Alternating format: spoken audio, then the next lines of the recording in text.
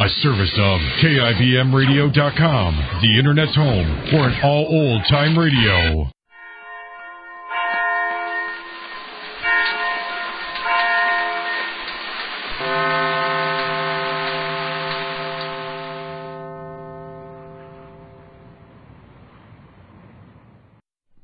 This I believe, by a man who sometimes thinks it is a miracle that anything survives.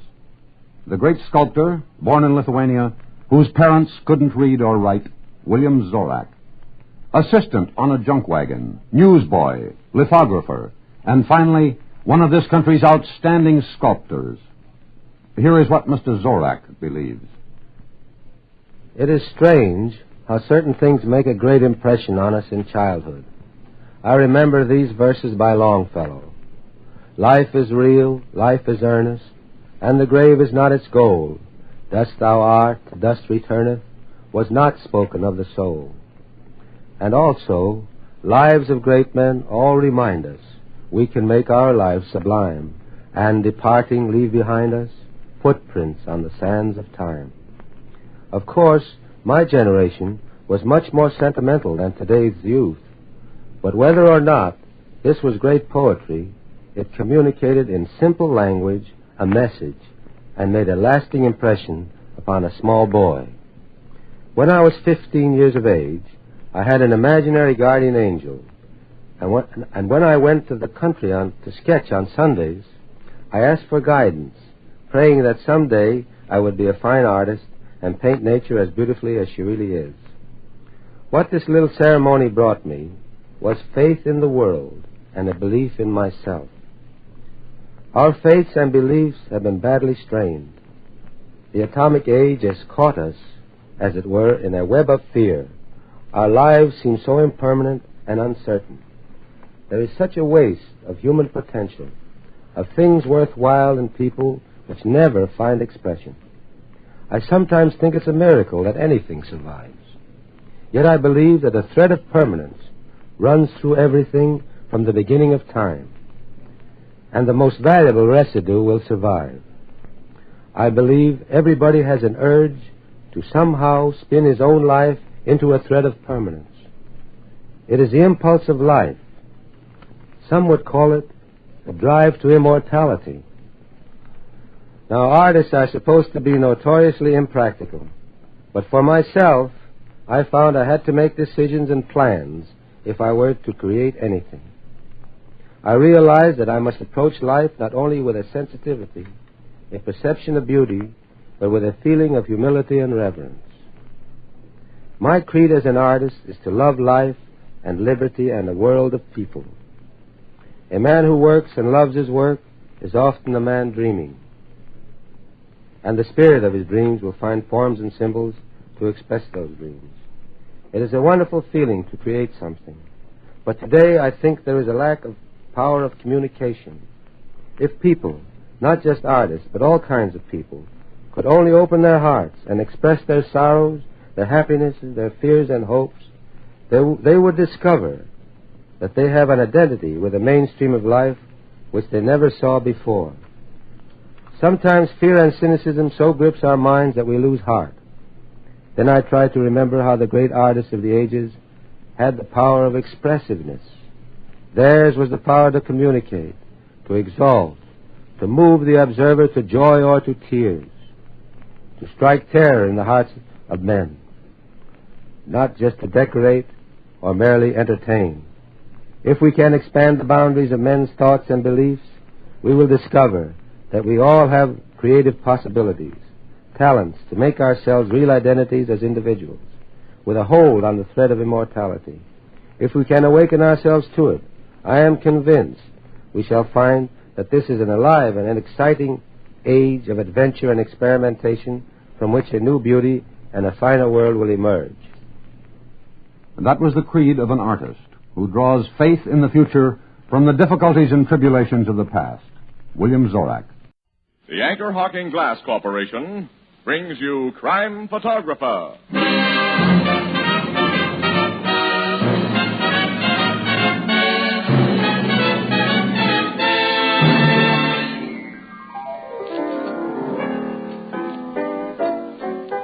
Hiya, Casey, Miss Williams. Hello, Ethelbert. How are you? Look at this, a picture of my sister's kid. My married sister, of course. Say, he sure is growing up, Ethelbert. Oh, here comes Tony. Why don't you show it to him? Say, a fine-looking boy, Ethelbert. Yeah, and you know what? Already he can say Uncle Ethelbert. Uncle Ethelbert. Yeah. Well. But you know, the day I'll be excited is when he learns to say the Anchor Hocking Glass Corporation is a great name in glass.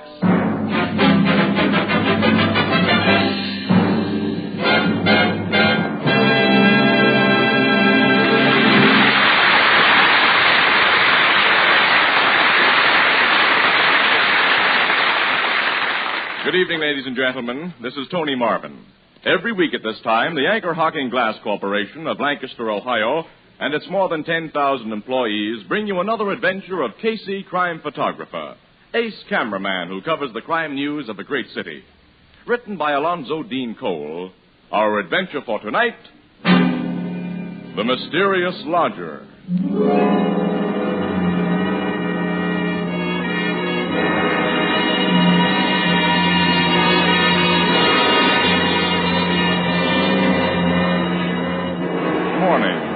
About 10 o'clock. In a private office at police headquarters, a telephone rings. A big man in civilian clothes reaches for its receiver and... Homicide Bureau, Captain Logan speaking. Is this the place to report a murder? It is, lady. I think I got one for you. Who's this speaking? I'm Maggie Myers. To be really proper, I'm Mrs. John Rodney Myers. I'm a widow. What's the address? 1139 Midland Street. 1139 Midland? That's right. It's my lodger, a lady who rooms with me who's been killed, I think. What makes you think that... Well, you get out here and look through the keyhole of her door like I just did, and you'll see. We'll be there right away, Mrs. Myers. I'll be waiting for you. Goodbye.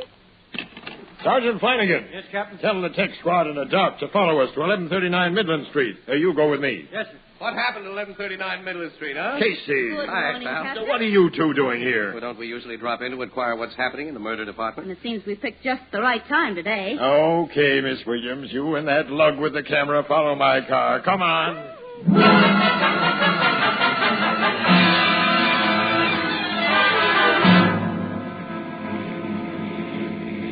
Logan's car stopped in front of that little cottage, Casey. Mm-hmm. I'll park right behind him. Hey, this is a crummy neighborhood, Annie. Yeah. We're not going to get any front page stuff here.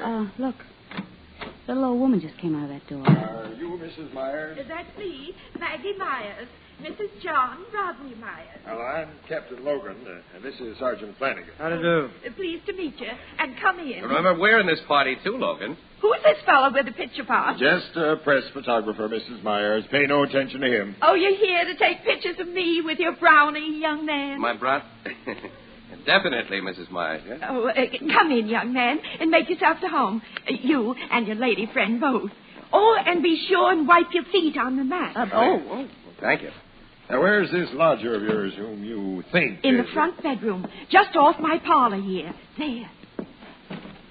The door's locked. It's the only room I rent out. The only room I got to rent, matter of fact. Sergeant, take a squint through this keyhole. See if you see what I'm seeing. There's only 4 rooms in this place. Parlor, kitchen, and front and back bedrooms. There's a dame lying on the floor in there, Captain, and I'd say she'd been stabbed. I used to have a nice big house when my husband was alive. 6 rooms and bath. We'll break in the door. Hey, who'll pay for that door? We can't think of that now, lady. Together, Flanagan. Yep.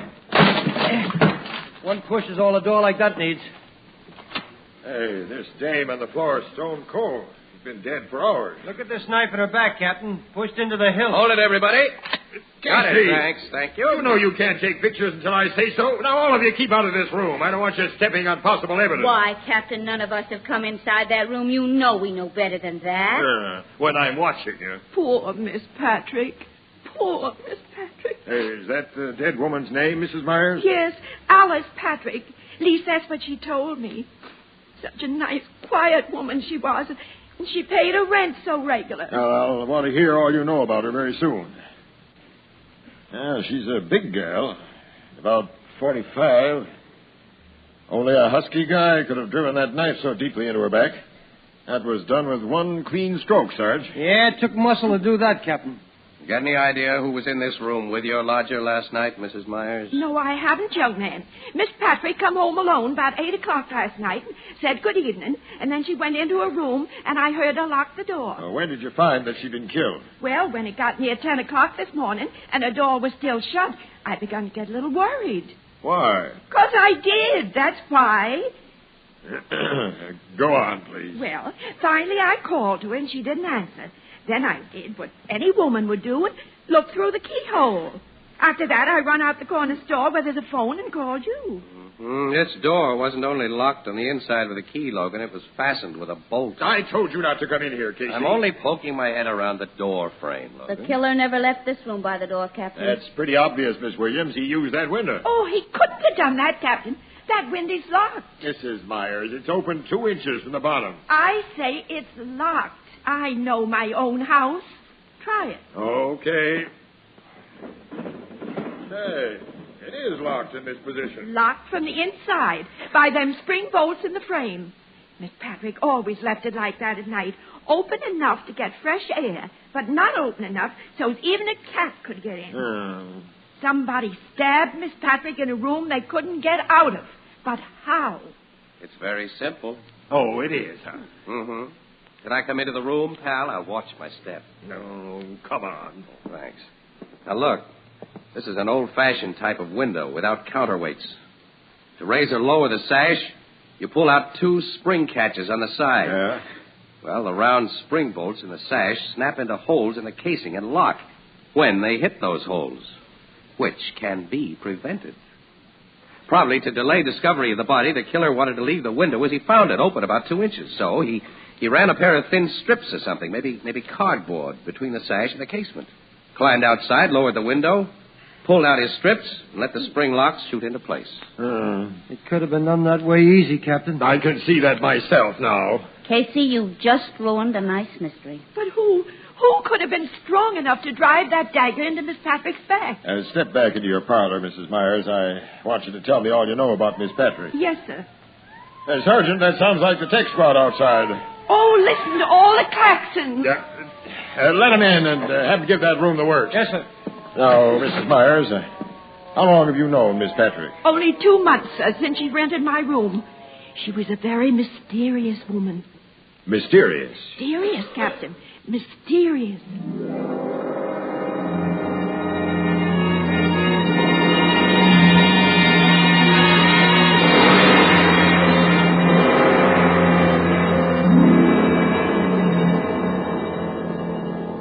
Now, to sum up what you've been saying, Mrs. Myers, this woman, Alice Patrick, answered an advertisement you put in the paper. Yes, sir. It said, refined lady has pleasant furnished room to rent and own home. That's beside the point. I decided to take a lodger, Captain. Not so much because I needed the money, though I could use it, of course, as because I get kind of lonesome. And I figured having another woman in the house... We've gone over that. The point, Mrs. Myers, is that this woman never told you anything about herself. That's why I say she was mysterious, Captain. Most women do tell things. Women like to talk. I see that. And another thing, she never went out of the house without leaving her suitcase locked. How did you discover that? How do you suppose I discovered it? Sergeant Flanagan. Sergeant. Yes, sir. Bring that suitcase here if the tech men are finished with it. Okay, Captain. I was just coming out for you. The doctor would like to have you in there for a minute. All right. Excuse me, Mrs. Myers. I'll be right back, Casey. Say, Mrs. Myers, whose picture is this on the wall? This beautiful woman. Oh, believe it or not, Mr. Casey, that was me 50 years ago. You know, I figured it was. Honest? Yeah. Now I'm all wrinkled and shrunk up. Oh, no, indeed. Your face still has the nice lines of the girls in this picture. Oh, you're just kidding. But it's nice of you to do it. Oh, really? I'm not kidding. My husband, John, used to say pretty things like that. John's been dead now for 14 years. Tell us about yourself and your husband, Mrs. Myers. Well, I probably don't look like much to you now, but John and me was once somebody's. Oh? Who? You never heard of Maggie Garland? Well, no, I... Oh, of course you didn't. Maggie Garland was my stage name back in your grandfather's days. You were an actress, eh? Dramatic soubrette. I wasn't a very good one, I guess, but I looked real good in tights. My husband was a real somebody, though. What'd he do? John Rodney Myers was educated. He wrote a book. A book, yeah? About historical things. There's the book he wrote on my table. May I look at it? Yes, but handle it careful. It's old and not very strong, like me. I'll be careful. Let me see, Casey. Arms and armor of the Middle Ages. Oh, he was an authority on such things. Colleges and museums used to ask for his opinion. He knew all about battle axes and swords, and newspapers and magazines used to mention his name, and mine, too. You might mention that when you write your piece, young woman. I will, Mrs. Myers. It's very interesting. Oh, here's that dratted captain back again. Mrs. Myers, don't you know of any big or very strong people who were associated with Miss Patrick? Well, I don't know if you'd call my next-door neighbor associated with her, but I know he's been bothering her. How was he bothering her? Well, Sam Mulvey will bother anything that wears skirts, especially when he's drunk. The guy's a wolf, huh? Sam Mulvey's what I call a masher. It made Lena Glasheimer mad as all get out when Sam took a shine to Miss Patrick. Mm-hmm. What was Lena Glasheimer mad about? She was jealous. She wants to marry Sam Mulvey. You're finally telling me something that may help my investigation. Have you looked into a suitcase yet? No, but I've got it here. Also the key. My man found it in the dead woman's purse. Let's open it up. Yeah, I am. Only a few papers in there. We'll see what they're... Casey. Hey, I've seen papers like that one before. It's a parolee's discharge from Avon Prison. The name of Alice Patrick Ives. Alice Ives? Say, she's the dame who Oh, murdered I that... know. The parole board let her out last fall after she'd served 20 years of a life sentence. What are you saying? Miss Patrick, my lodger, was a murderess? I bet she was. She carved up a guy named Clem Shirley. He was a big-time rum runner back in Prohibition days, Mrs. Myers. And now she's been killed with a knife. Oh, Casey, this is finally beginning to look like front page. Say it is. We can resurrect the whole story of the Shirley murder, Alice Ives' trial, her 20 years in prison, everything. I never would have dreamed. Now I can imagine why she was afraid of that man. Man? What man? The mysterious man. Mrs. Myers. Lady, will you please talk straight? She told me if this man ever came to the house, I was to say she didn't live here. She described him to me. And one day he did come. I seen him watching the house. And when I told her, she like to die of fright. Now you tell me about this. Well, you didn't ask me about the mysterious man before. Oh. Of course, now, I figure he was a detective who was watching her. Mrs. Myers, let me figure. Hold it, Carl. Wait a minute. Mrs. Myers, will you describe the mysterious man to us? Of course I will, boy. He was a big, gray-haired fellow with a little black mustache. Oh, and a long scar on his left cheek. A scar? She's described Pete Shirley. The brother of the rat that Alice Ives killed. He's paid that dame off for knifing his brother. Oh, Casey, this will be a story. And you'll be in it, too, Mrs. Myers, as the star witness. Put on your hat and coat, Mrs. Myers. We're going to headquarters where you can look at Pete Shirley's picture. And if you identify him, this case will be all washed up.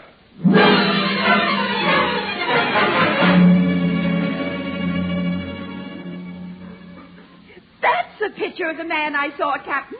The man Miss Patrick was afraid of. Sergeant Flanagan, get out a pickup order on Scarface Pete Shirley. Have him brought in here and quick. Yes, sir.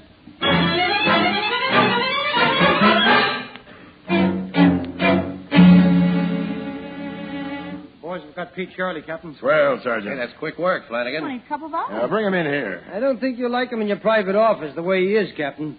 What do you mean? Pete is shot up pretty bad. He's dead. Dead? Dead. He got killed trying to pull a hold-up last night, Captain. And he was pulling that hold-up over in Woodsfield at the very time Alice Ives was being stabbed here. You're sure? The boys just brought him into the morgue, sir. There goes my case against Pete Shirley. And my beautifully corny story about a brother's revenge. The death of Mrs. Myers' lodger is becoming a mystery after all.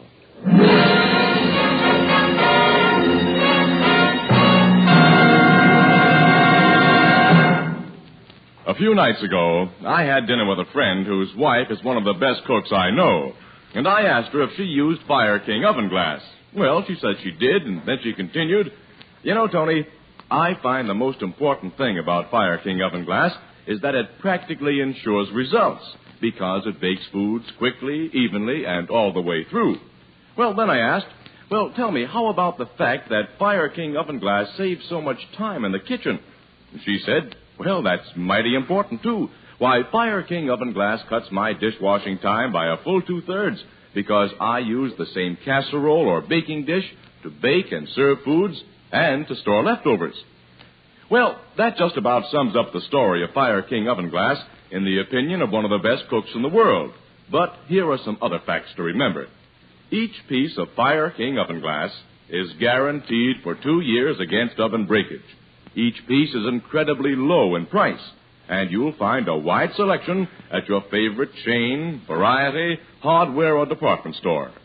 Fire King oven glass is a product of Anchor Hocking. A great name in glass.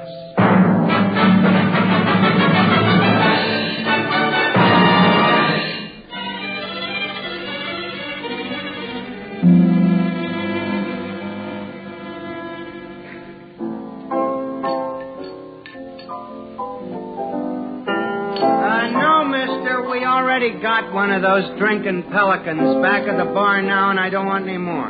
I'm sorry. Try me again sometime.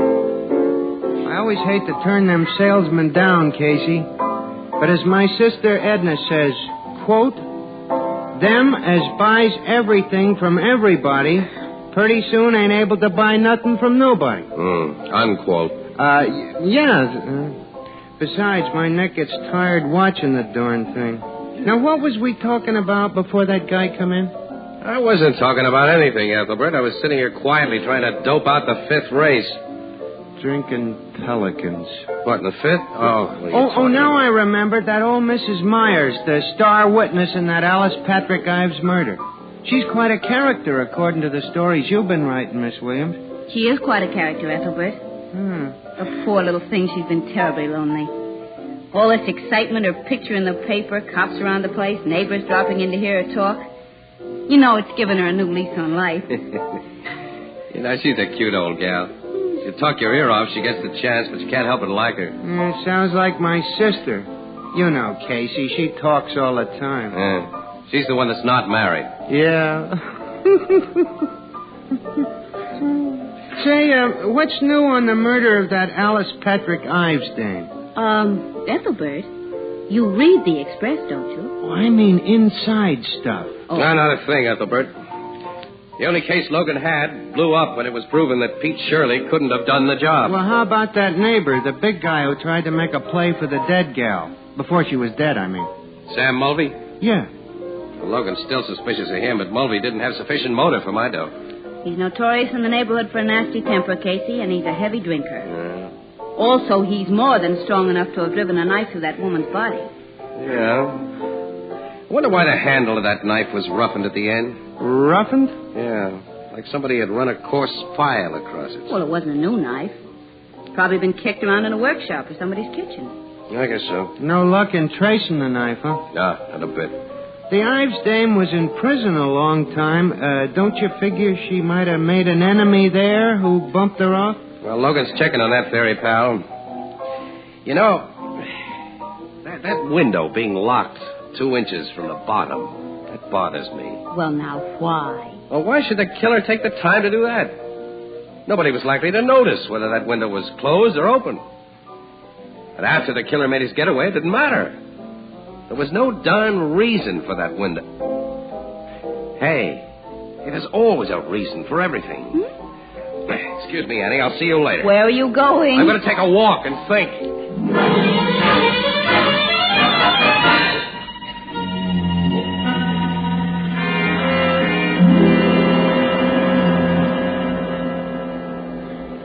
Come in, Mr. Casey. I'm delighted to see you. Thanks, Mrs. Myers. And be sure and wipe your feet on the mat. Yes, I remember.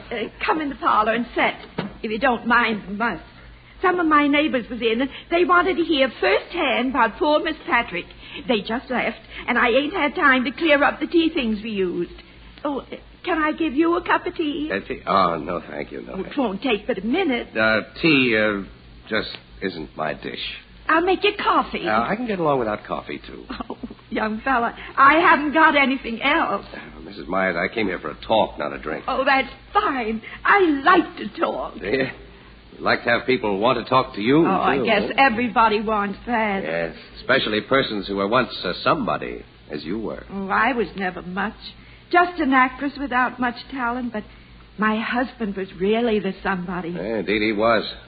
I stopped at the public library this afternoon and looked over his book, Arms and Armor of the Middle Ages. Oh, you did? Mm-hmm. I'm afraid it was a little over my head, It though. was interesting, don't you think? Yes, it gave me an idea. I guess it gave you one, too. What?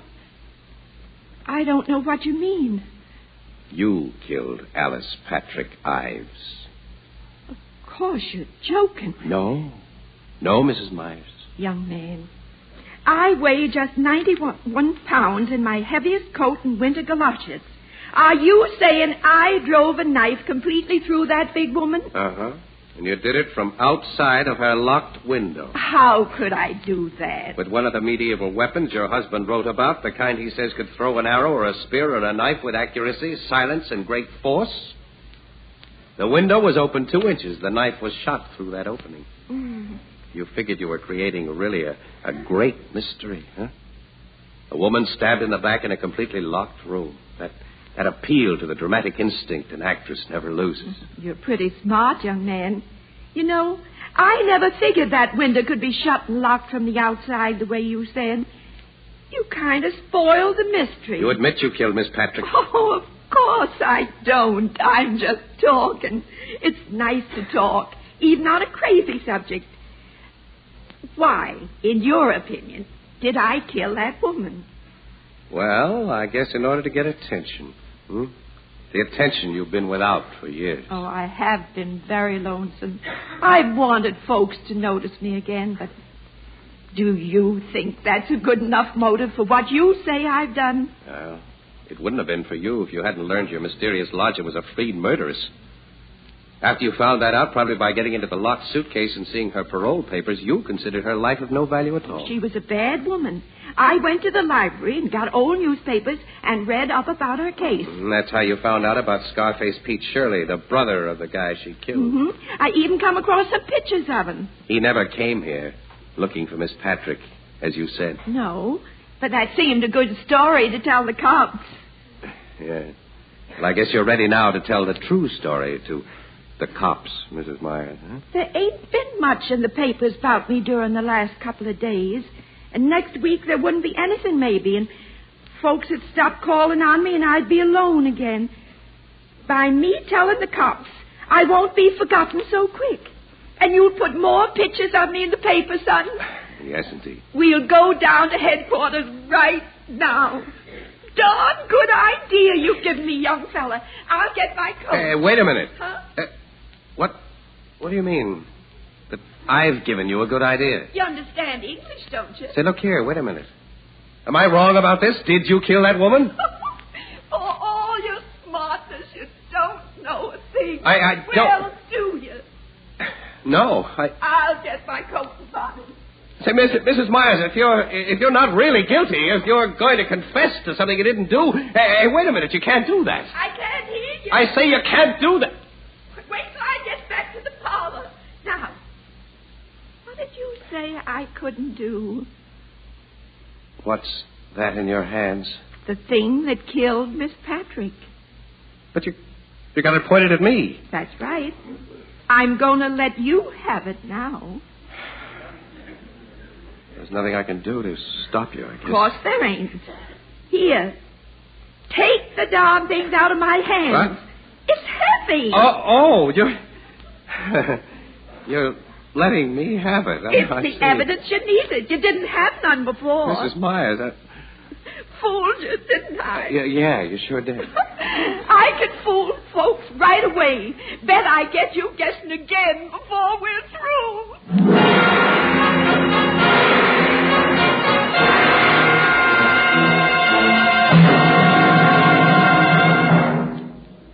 Surveys show that housewives, almost without exception, prefer to buy foods and other household products packed in glass containers. Their reasons are many and varied. but chief among them are 5 important facts. 1, glass containers have no effect on the taste of the food they contain. 2, glass containers let you see exactly what you buy before you buy it. 3, glass containers are so attractive that condiments can be served on the table in the original container. 4, glass containers are easy to open. And 5, glass containers can be safely resealed to store leftovers. The better brands of foods are again available in clean, sparkling glass containers. Most of them in Anchor glass containers protected by Anchor vacuum caps. Both products of Anchor Hocking. A great name in glass.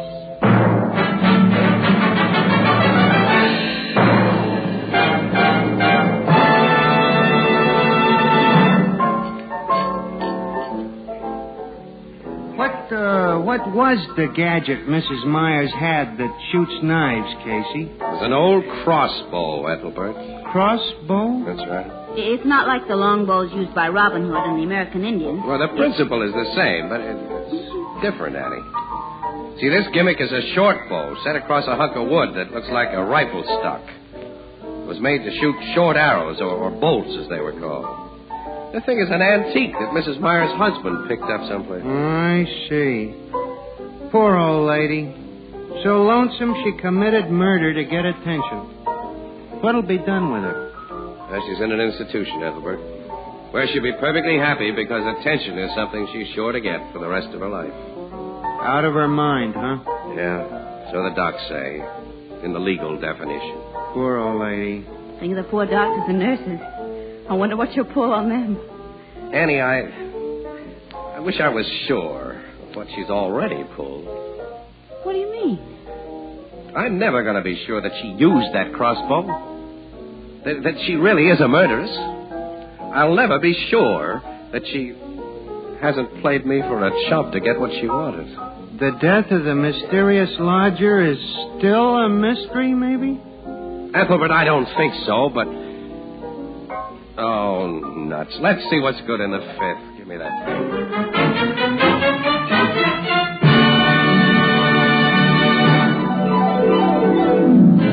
Crime Photographer, starring Stotts Cotsworth as Casey, is brought to you each Thursday by the Anchor Hocking Glass Corporation, makers of Fire King oven glass, Anchor glass containers, Anchor caps and closures, all products of the Anchor Hocking Glass Corporation, a great name in glass.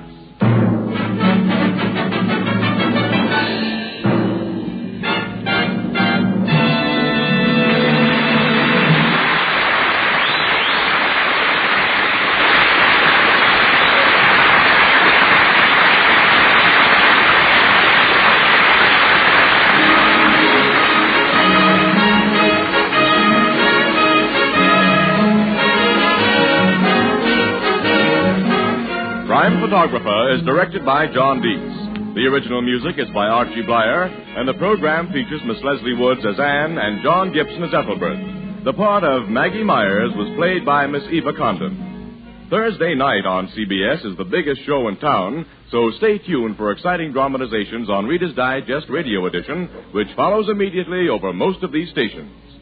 The Red Cross carries on for veterans, for military hospitals, and for all communities in time of disaster. You can help by giving generously now. And this is Tony Marvin saying good night for the Anchor Hocking Glass Corporation, the world's largest maker of household glass. This is CBS, the Columbia Broadcasting System.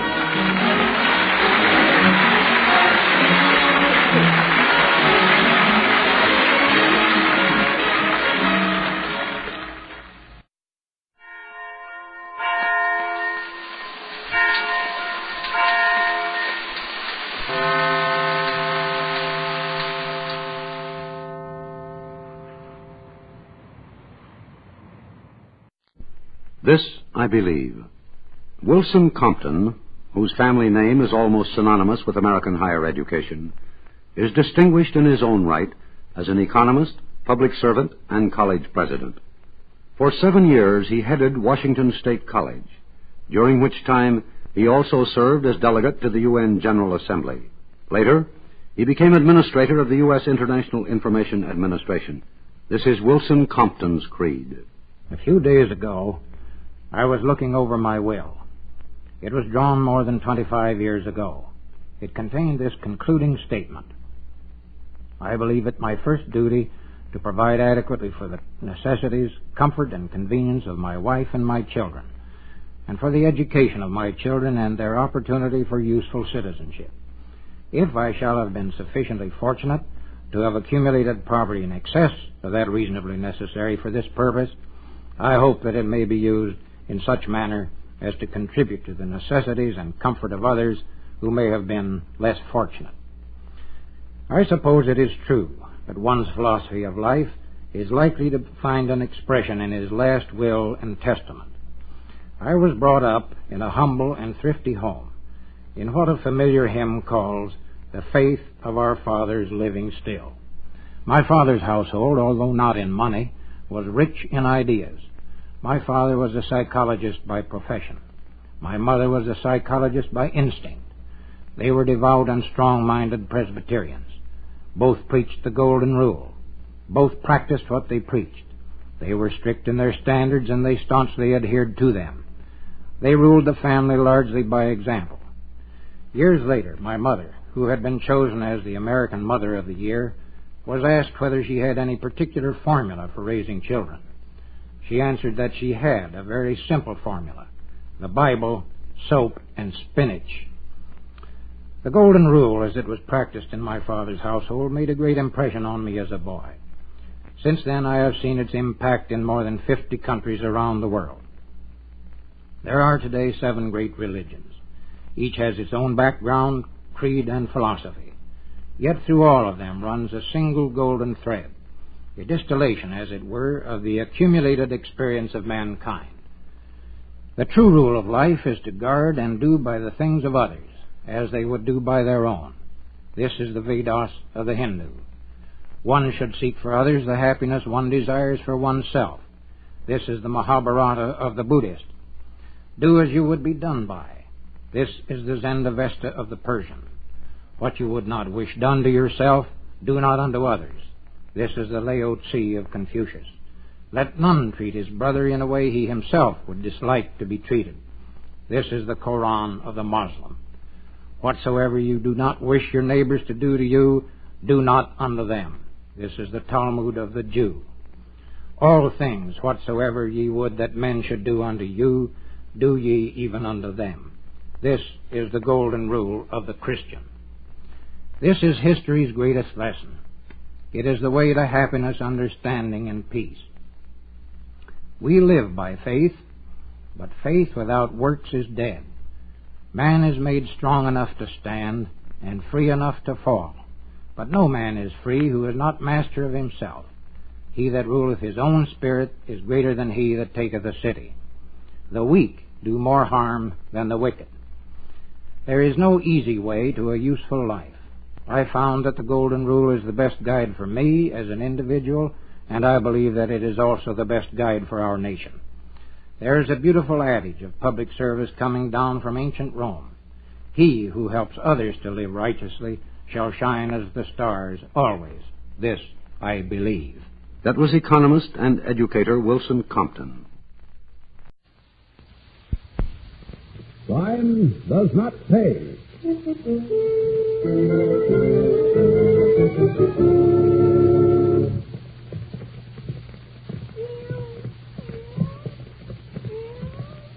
Third floor already. Can't see how much more. Only one more to the top. I'll put you down soon. Hey, Dave. You're not dropping the bits of fish too close, are you? Every 6 steps. One hungry kitten. If you hadn't eaten for 5 days, you'd be hungry, too. We're getting old. Next time we'll pick a lower building. All set, Dave? Set. Well, here we go. Down on the landing, see? And when you find that nice big mackerel Uncle Dave has left for you in the cellar, you'll have a real hot time with it. Let's go, Dave.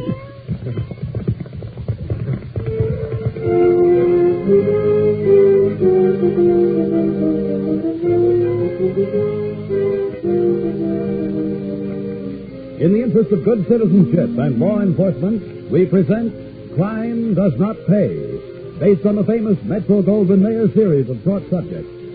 In just a moment, you will hear The Lady Loves Kittens, starring Anna Lee.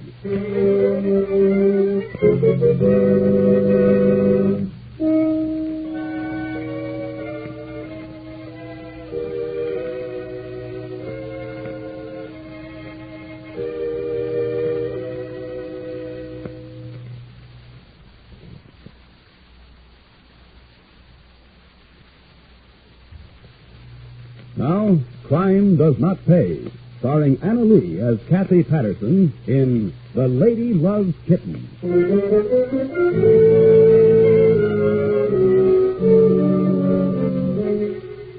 Kathy Patterson had a very human failing. She loved the things that money could buy.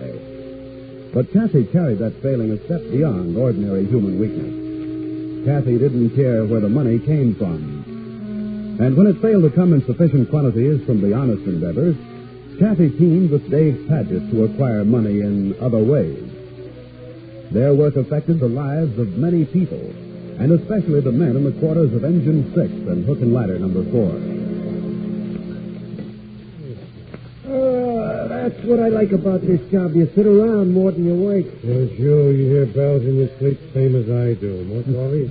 Poor brother, poor. Hey, I heard that.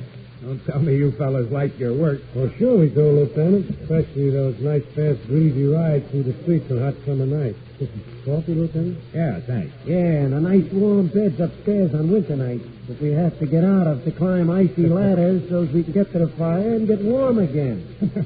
Well, when you've been in this racket as long as I have, you'll take the hot with the cold, boys. You mean someday I'll grow up to be tiller man on the ladder truck? Hey, listen.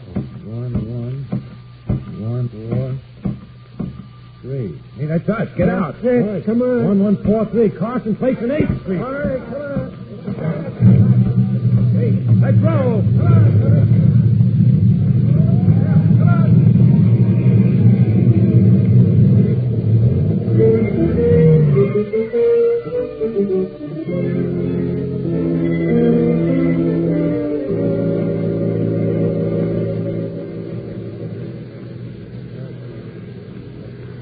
Second Blue Company's going back to quarters, Lieutenant. Right. 6 engine stays here. We'll have to flood the cellar. Lieutenant Hall? Yes. Oh, Marshal Madison. Yeah, the chief called me and says you were here early. First 2 on the first. Well, what do you think? Definitely a flash fire. Started in the cellar. A flash fire in a building like this? What, did they store paint or anything? Oh, not so as we could tell. Cellars are completely gutted. Even the smell is burned away. Is it safe to take a look? We're flooding it. Have any ideas, Hall? No, nothing. Except it doesn't look, feel, or smell legitimate. Yes, I remember when I was in your spot, I had that feeling more than once. And 9 times out of 10, I was right. Yeah, you get that way after a while. Yeah, and when the evidence goes up in smoke? The funny thing about firebugs is they always try it again. Usually once too often. Even the first time it's too often. Oh, sorry, Mitch. Have to get back at the police line. Oh, I'm sorry. Is it dangerous here? The police seem to have gone away. Well, the wall may go any time. Oh, I see. Fire engines always fascinate me. Well, I always thought that was a boy's hobby, Miss Patterson. Why, Mr. Madison, I didn't know you in your helmet and that rubber coat. Are you a fireman? Well, in a way, I'm fire marshal these days. Oh, this is Lieutenant Hall of Engine 6. Miss Patterson Hall, a near neighbor of mine out home, lives up the block away. Pleasure, Lieutenant. Happy to know you. But still, I'm afraid Lieutenant's right, Miss Patterson. It'd be best if you did move along, please, as the police like to say. I'm on my way, gentlemen. I'm sorry if I broke any rules. I was on my way home and I heard the engine. Just couldn't help myself. Good night, Lieutenant. Good night. Hope I see you again, Marshal. Good night. Good night. And be careful of falling walls, Lieutenant. Shall I invite you to dinner sometime, Lieutenant? The lady loves fires.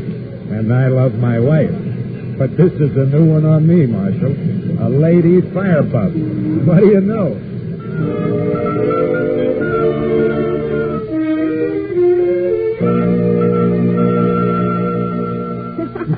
Honest, Dave. Those 2 poor but honest fire ladders.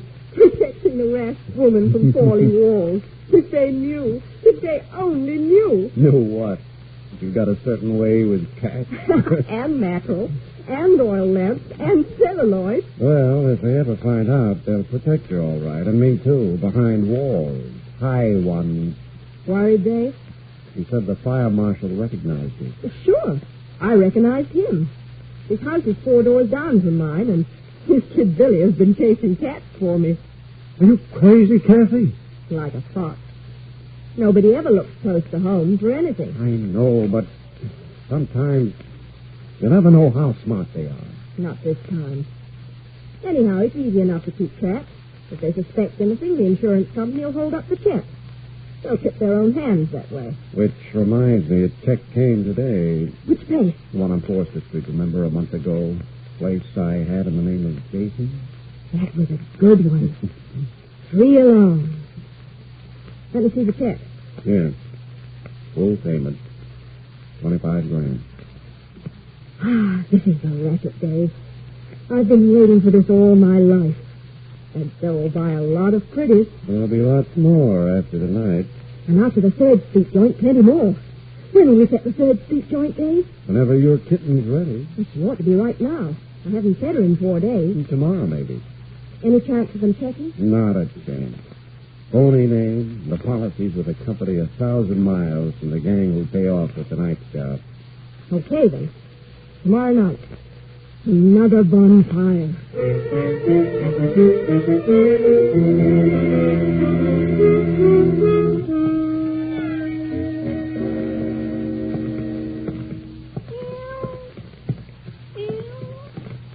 You sure he said everything right, Dave? Exactly right.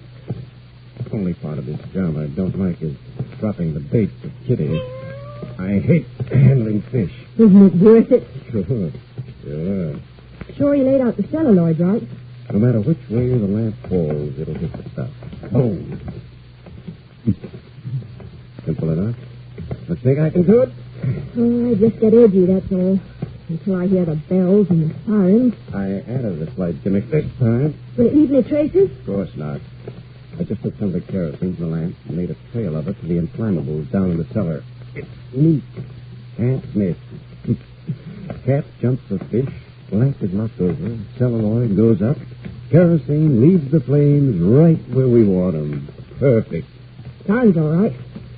Let's get up to the top. Third floor already, Patty. How much higher? Only one more to the top. Maybe. I'll put you down soon. Hey, Dave. You're not dropping the bits of fish too close, are you? About every 6 steps.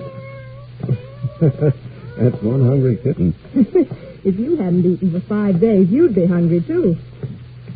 That's too much on the steps, Dave. You want to be out of here long before Kitty comes to the end of the train. Don't worry about that. Must be getting old. Next time we'll pick a lower building. All set, Dave? Set. Okay, here we go. Down on the landing, Kitty. And when you found that nice big mackerel Uncle Dave has left for you in the cellar, you'll have a real hot time of it. Let's go, Dave. Come on. Oh, harder to run downstairs and climb up. That's my fireman slide down poles, baby boy. Beg your pardon, folks. I heard you running down the stair. Oh, it's just a slave. Oh, yes. Yes, you're Riley, the watchman, aren't you? Yes, sir. I'm just getting set for the night, sir. It's a long shift, this kind of work. Don't you get lonesome? Oh, no, ma'am, not really. I have my little radio. Mr. Smythe, he was nice enough to give me permission to play it at night. Yes, after all, why not? Well, not many employers permit it. Oh, can't see anything wrong in it. Well, Miss Carter and I were just going to dinner. Good night, Riley. Oh, good night. Cars up the block, Kathy. I know. Phew. That was too close for comfort. Well, he's all right. No worry there. If he finds that setup in the cellar... One, he'll report it to me. I'll cover up. Two, he doesn't think I know it, but he doesn't make any rounds. He has a little nest for himself on the first floor in the back. When the fire starts, well, he won't want to let me know he wasn't doing his job. And three, who has a better right on the premises than Walter Smythe, the owner? Meaning me. All right. I still say it's too close for comfort. The Chariot Man, where to? The nearest firebox, Davy. And we'll wait for the inevitable.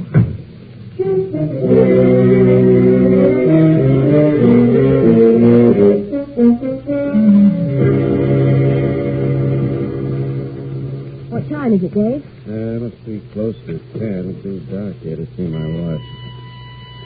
The time is 10 p.m. Station WXE3, operator 17. There's your answer, Kathy. Straight from the fire department. All the modern equipment, even radio. Just so we can pick up the signals in the car. Taking that darn cat too long. Do you suppose Riley found her? Take it easy, honey. It's only an hour and a half. I don't like it. On the south side, box 1195, Jackson Street and 4th Avenue, WXE3, operator 17. Boy, it's a busy On tonight. the south side, box 1195. Or on the south side, last 5 calls. Usually are. It's a slum down there. Uh-oh, they'll have a call in this neighborhood very soon, Kathy. I see smoke. Looks like a little flame. Must be going good. Pete must have broken the window. Let's pull the box. No, not yet. Give it more of a chance. Probably more toward the back. That's where I set the lamp and so forth. Then where's Riley? Probably asleep. Oh, boy. See that flame? First floor window. Get the box, Dave. I'll start the car. Check.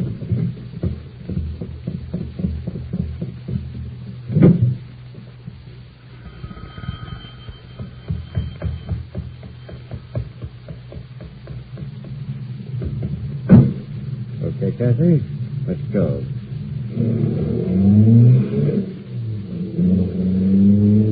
Oh, but Davy, I like to hear the engines come. They have such nice bells. They ring like money. On the west side, box 1167, Morton and 3rd Street.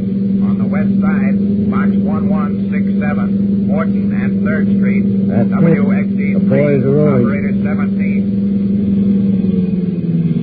Where are you going, Kathy? Up 4th Street. They'll come that way. They're exciting enough in daylight, but at night, all together. Kathy, sometimes you scare me to death. Here they come.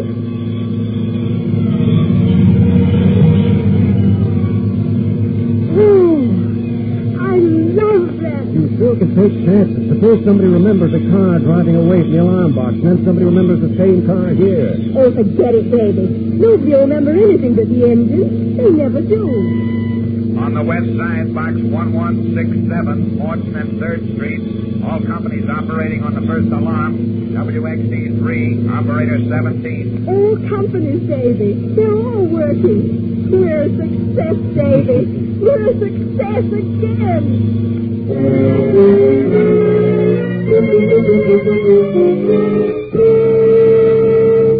In just a moment, Crime Does Not Pay will continue with The Lady Loves Kittens.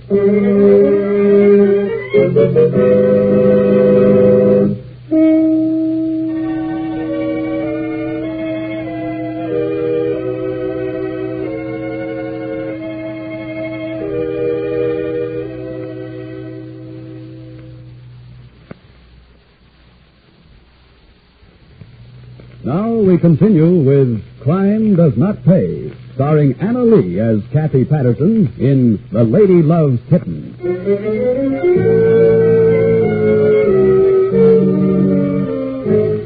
Kathy and Dave drove away from the scene of the fire. They drove as quickly and as far as discretion permitted. Their car radio, tuned to the fire department broadcasting station, told them... On the west side, second alarm, box 1167, Morton and 3rd Street. And a short time later...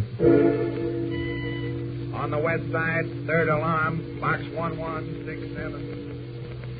Yes, Kathy and Dave considered themselves quite successful in that particular project. But back at the scene of the fire, once the flames were under control and the worst of the battle was over, a tired, begrimed Lieutenant Hall of Engine Company 6 reported to Fire Marshal Madison.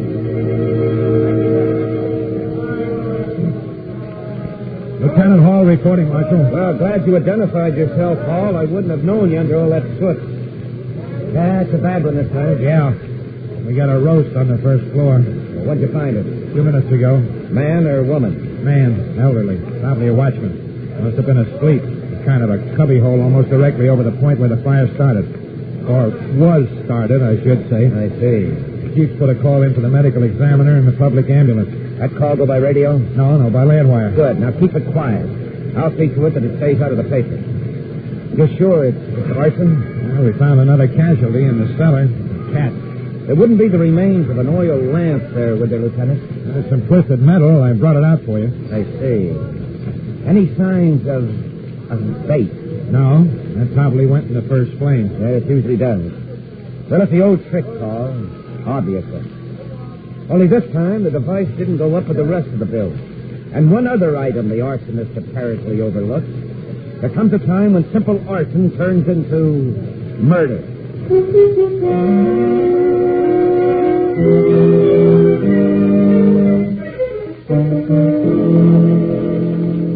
it is, Dave. Envelope from the insurance company. Probably another beef. They made enough fuss about the 3rd Street job. Beef nothing. Look at here. $30,000 worth of beef, Davy, my boy. Oh, pretty. So pretty. He made out nice and neat to William Smythe. Tomorrow's the day, Kathy. With this safely in the bank, we're almost through. One more job and we're set for life. I've got that property over on 10th Avenue. It'll go like a matchbox. Enough insurance? $25,000. That'll do it. When? I'll get me another little 50-50. When? I'll get the cat tomorrow. We'll be ready next week. As soon as Kitty is hungry enough.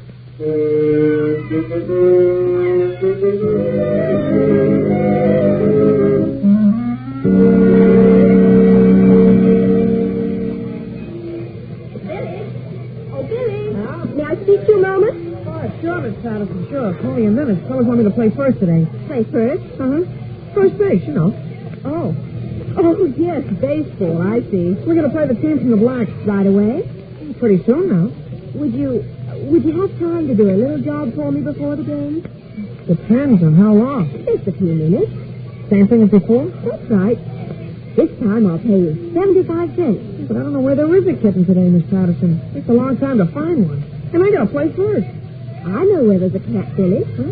I saw it run up that driveway. $1, Billy? No? Okay. Up this driveway? That's right. You can do it quickly, Billy. Woman. Ball games are important, but they're a dollar. Here, kitty. Here, kitty. Cat. Look at a whole house full of them. Here, kitty. Okay, kitty, you want to play? Come on, kitty. That's right. Well, I won't hurt you.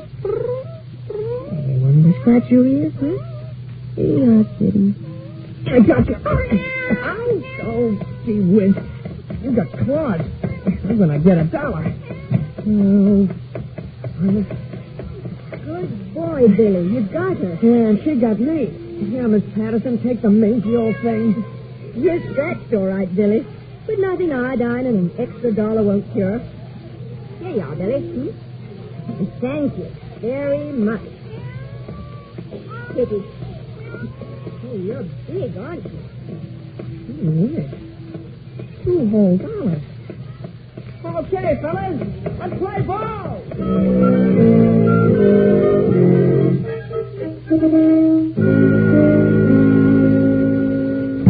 Anybody home? Yes, I am, son. Your mother had to run out to the store for a minute. Well, how was the game today? Bill, you've been fighting again. No, Dad.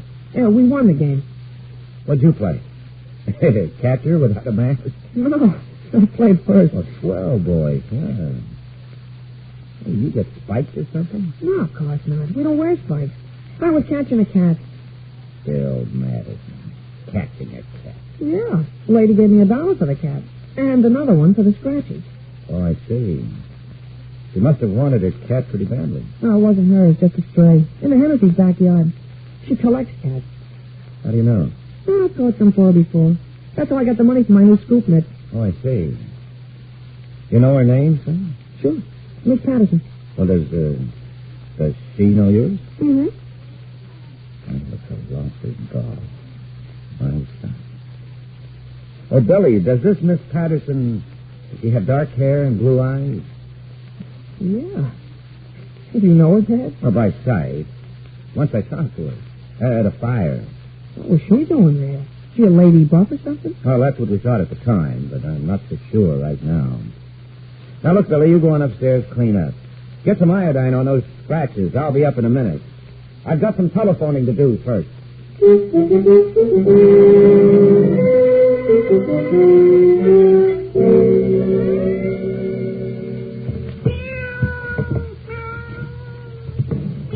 Hurry up, Dave. This cat is a devil. All right, fast as I can. Will you tear me to pieces? Okay, give me the animal. You set up the fish. Here. You've got the celluloid, right? Fish on the table, lamp on the fish. All right. Got a match? You kidding? Oh, never mind. Use my lighter. All set. Let's start upstairs. Not this time, Miss Patterson, Mr. Paget. Hello, Marshal Madison. How's your big son? Never mind that. We've got you cold. You can't prove a thing. This is my property. If I want to experiment in the cellar, it's my business. No good, Paget. We've had you tagged for weeks. We traced you through the last insurance company. And both of you have been tailed for a week, ever since your partner used my son as a cat snatcher and he got tracked. I told you, Kathy, that time you went too far. Shut up, Dave. Don't talk till we get a lawyer. It'll have to be a good one. The charge won't be arson. It'll be murder. The watchman died in that last fire. Dave, give me the cat. Here, take the lousy animal. Give the cat here. Not on your life, Marshal. This kitten gets his fish. Marshal, the celluloid. Let me go. Look out! Look out! Oh, get out of here. That goes up like dynamite. Will you get back home? Get back home. Get back home. Let's see you put this one out, Marshal. Oh, Grant Patrick. Let me out. Let me out. Here, I get him. Come on, you. Close it. I can't see. I can't see. Get him out of here. I'll take the girl. Where is she? She's back there. I can hear her, but I can't see her. Kathy. She's moving, Paget. Kathy. Kathy. Patterson, this way. Get down and fall. I can't get through to you. Don't try, Marshal. I'm not coming out. Kathy. I told you what. I love fire. Patterson, don't be a fool. You can't reach her, Marshal. She's gone. Come on, get out. Somebody better pull her back quick. Fire! Kathy! I can't see. All right, Hall, we'll get you out. Only this time, Patrick, you won't collect any insurance. I'm only sorry that your girlfriend won't be around to sit in the same seat that you're headed for.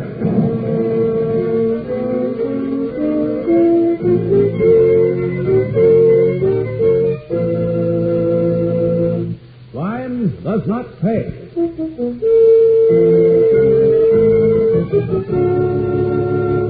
Anna Lee, who was starred as Kathy Patterson in The Lady Loves Kittens, will be back with you in just a moment.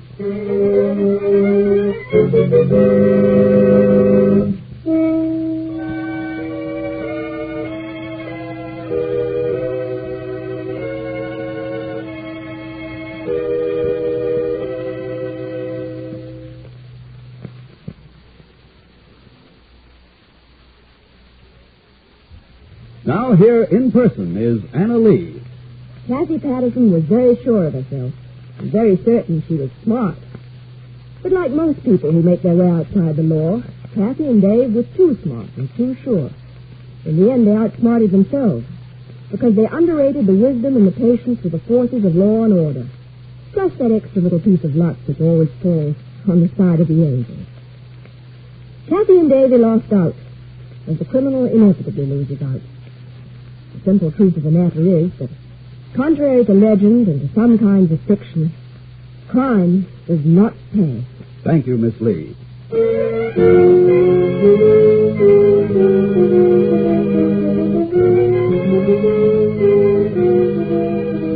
Crime Does Not Pay is written by Ira Marion and directed by Mark D. Loeb, with music composed and conducted by John Garth. Technical advisor is Burton B. Perkins. The events, characters, and names used in the story you have just heard are fictitious. Any similarity is purely coincidental.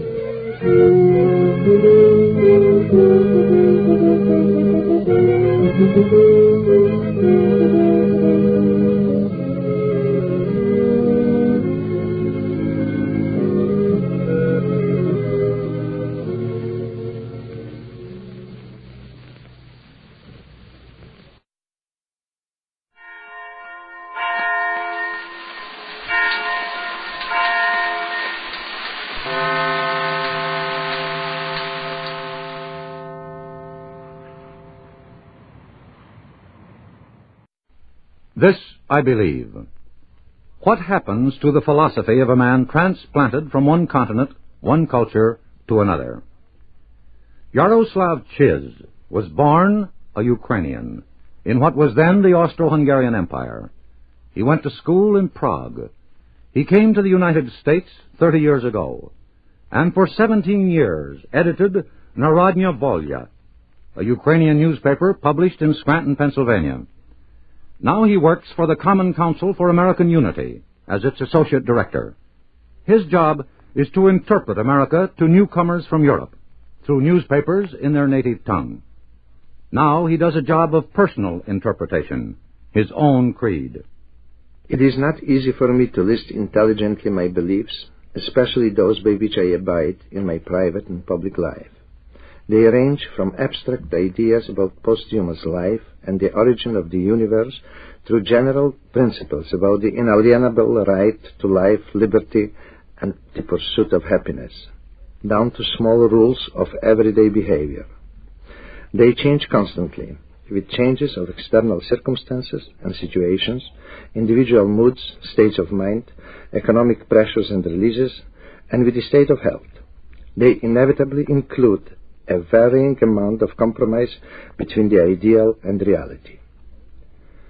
With all these limitations and qualifications, I can say, for example, that I believe in not releasing a swinging door without making sure that it won't hit someone who follows me, that I usually give precedence or make way for a person carrying a burden, that I usually cede my seat to an older or disabled person, regardless of sex and color, or to an expectant motor.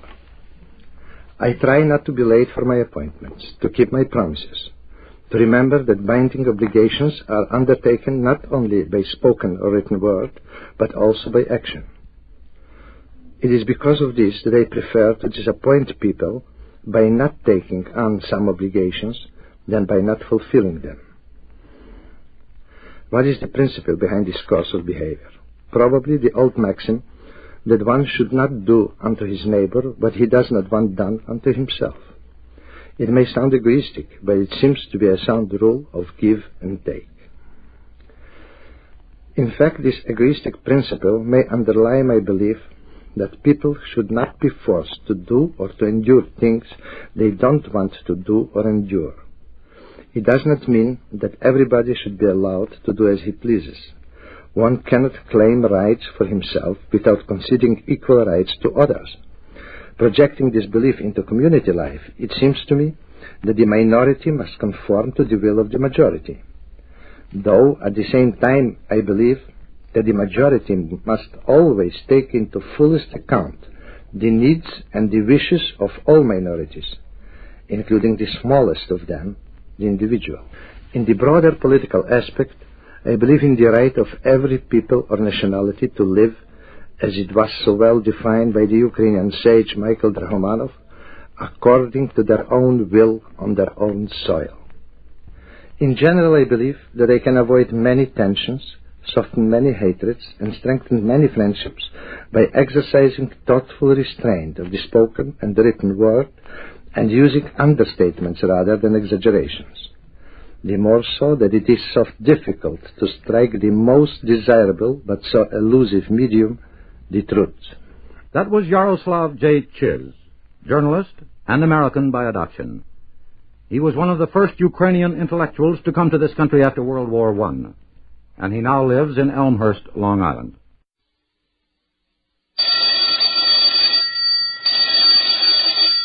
Calling all detectives. Most private detectives work hard to get their cases. But I once had a case that I was slugged into taking. That is the situation on this page from my casebook. The casebook of Jerry Browning, private detective. A private detective like me, Jerry Browning, gets all kinds of clients. And he doesn't always enjoy working for them. Klondike Joe Weevil was probably never west of the Mississippi, but the cash registers at his barroom reaped a golden harvest. At Klondike Joe's, bankers and pickpockets rubbed elbows, which made it a doubly good place for a private detective to visit once in a while. Hello, Jerry. I'll buy a drink. I turned to find Gouge Henderson standing behind me. Gouge was big, ill-tempered, and got his nickname from his habit of trying to thumb out the eyes of people who annoyed him. Well, thanks, Gouge. I'll have a beer. Hey, Slewfoot. 2 beers. Make it snappy. Huh? Here's how, Gouge. I know how. Drink your drink. We'll go to work. We'll go to what kind of work, Gouge? I got a case for you. So hurry it up. I pushed the beer away. Nothing doing, Gouge. I don't want a case from you. Gouge frowned, flexed his fingers. Are we going to have trouble, Jerry? I hunched my shoulders. If you make trouble, Gouge, I guess we'll have it. Gouge thought it over for a couple of seconds. Look, Jerry, Klondike is a good guy, so why should we wreck his joint? But let's see you come outside. By this time, I was good and mad. Okay, come on outside. I was watching Gouge carefully. I should have been looking behind me, because as I reached the door... Boys, Jerry has took the case. I refused a case from a hoodlum in a barroom. I was slugged and kidnapped.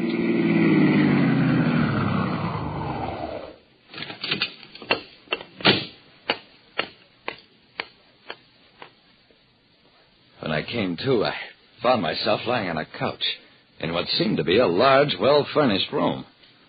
I moved my head a fraction of an inch, saw that 4 men were sitting in easy chairs across the room. I tightened my muscles and...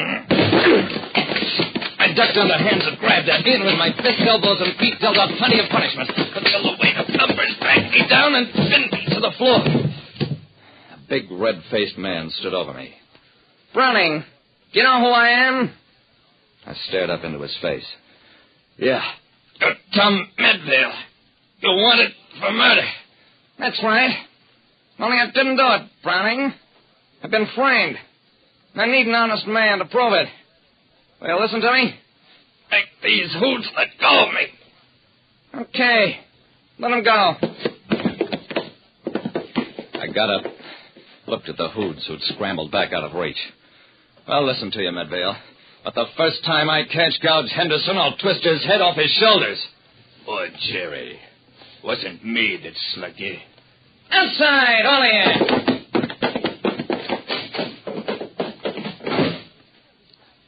I had to bring you here, Browning. There was no other way to do it. Now listen. Most of what Medvale told me I already knew. He owned a big gambling house out on Woodhaven Road. For a while, there were rumors that Lefty Buchanan, the mobster, was trying to move in on Medvale. One evening, Buchanan came out to Medvale's place for a conference. There were shots, and Buchanan lay dead on the floor of Medvale's office. But I tell you, I didn't kill him. Somebody shot him through the window.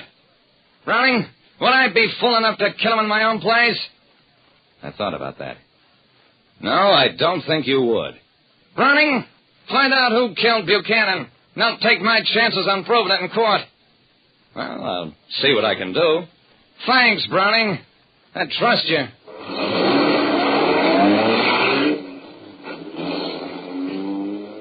Medvale had a man, not one of those who'd fought with me, drive me back to town. The first thing I did was go back to Klondike Joe's place. Klondike? It's easy for a place to get a bad name. If the boss lets hoodlums hang around the doorway and slug customers as they come out. Browning, I don't invite your trade, and I figure to struggle along flouting it. Okay, Klondike, if that's how you feel about it. I knocked him back against his glassware, strode out of there feeling a little better and a lot puzzled. Klondike Joe had the right connections, made a lot of money, should have been above letting small-time hoodlums waylay his customers. A thing that couldn't possibly happen without at least his tacit consent. The next morning, I decided to go down to headquarters, get a line on how much of a case there was against Medvale. But when I got there... Medvale? Oh, he's going to the chair, Jerry. We grabbed him last night at his hideout in Lake Valley. You did? Where did you get the tip, Dawson? Lieutenant Dawson grinned, poked me playfully. You're a great kidder, Jerry. I don't know how you did it, Jerry, but I want you to know I sure appreciate it. See you later. So Dawson thought the tip on Medvale's arrest came from me, which also meant that Medvale thought so, and that pretty soon everybody in town would think so.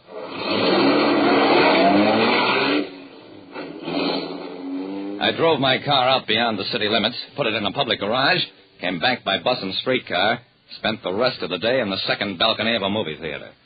3 complete performances later, it was 10:30 at night, and I headed for Klondike Joe's place, knowing that I was a target every step of the way. I didn't enter the bar. I wasn't that foolish. Instead, I worked my way around back, found a hiding place under a window of Klondike's backroom office. Then I waited. I waited until 1 in the morning, until I saw what I wanted. Klondike Joe in a huddled conference with Gouge Henderson. Then I took out my gun, and with the butt... Oh, it was a fine battle while it lasted, but it didn't last long enough. Klondike went out cold in the first few moments. Then I worked over Gouge carefully until... I paid no attention to the knocking at the locked door. Instead, I dragged Gouge to his feet, propped him up against the wall. Gouge, first I'm gonna pistol whip you, then I'll twist your head off your shoulders, just as I promised. We can't both live, so you might as well be the one to die. He must have thought I meant it because he talked fast. Yeah? Klondike Joe is a killer, of course. His success made him ambitious, so he figured out a plan to take over both Buchanan and Medvale by shooting Buchanan and letting Medvale burn for it. He had Gouge Henderson's help by promising to let Gouge run Medvale's roadhouse.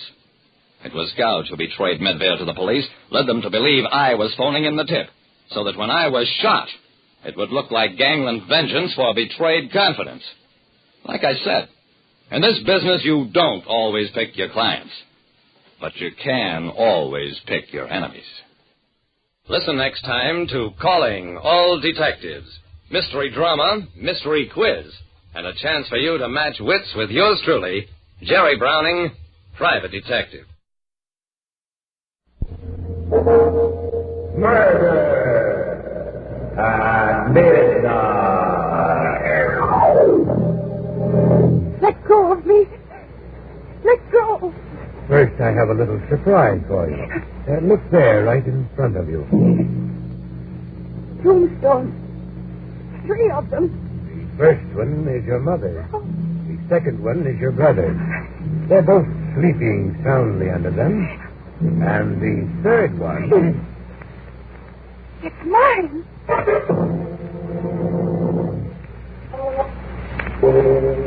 Midnight, the witching hour when the night is dark. Our fear is the strongest. Our strength at its lowest ebb. Midnight, when the grave being open and the death strikes. How? You'll learn the answer in just a moment in The Man with the Black Beard.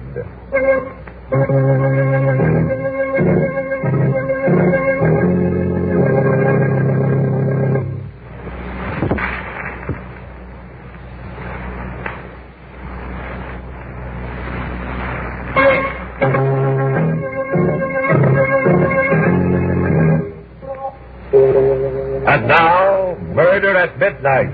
Tales of mystery and terror by radio's masters of the macabre. Our story by Sigmund Miller is The Man with the Black Beard.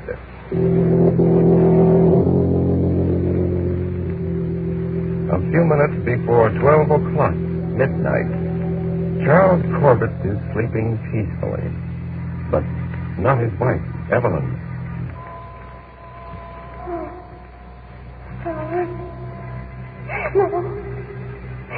No, don't touch me. There's no use running. You can't get away. Please let me alone. You mustn't be afraid, Evelyn. You, that black beard, I've seen you before. Of course you've seen me before. Everybody does. Sooner or later. No. I don't want to see you. And I want...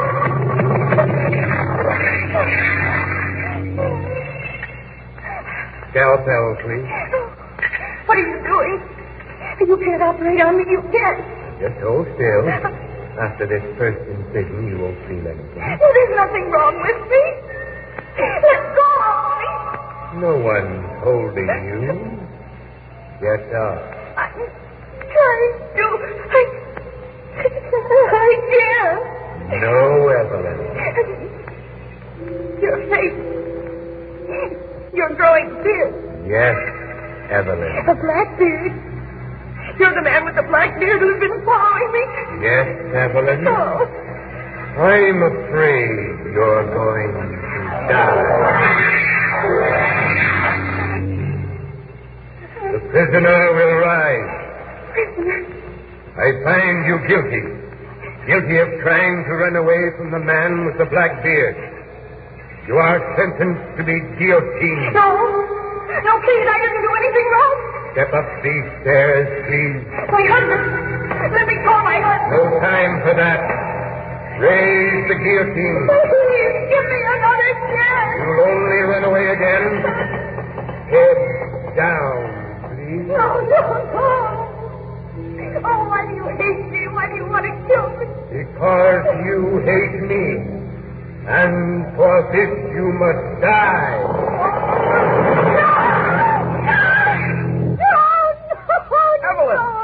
Evelyn, for heaven's sake, what's the matter, darling? Charles, help me. Oh, stop it. You're perfectly safe. Look, darling. Look, you're in bed. I'm in bed? Yes.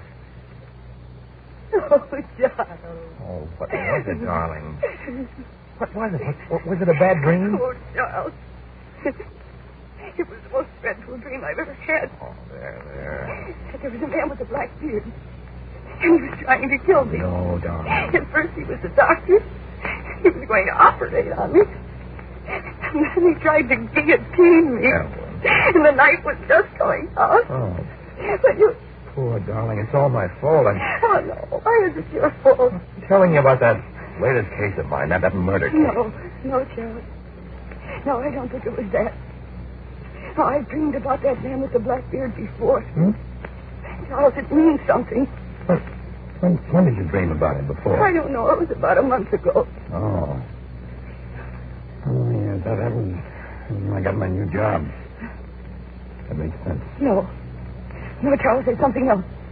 I can't help feeling it. I can't help feeling that I'm going to die. Don't say that, Evelyn. No, I feel it in my bones, Charles. I'm certain. I'm going to die. Soon.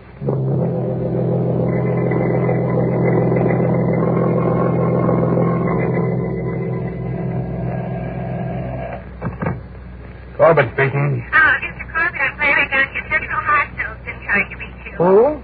Central Hospital. Oh, I must have the wrong Corbett. I don't know anyone there. Oh, they said it was about your wife. My what? What about her? Well, she collapsed down the street, and they brought her into the hospital. Okay. I'm going right over.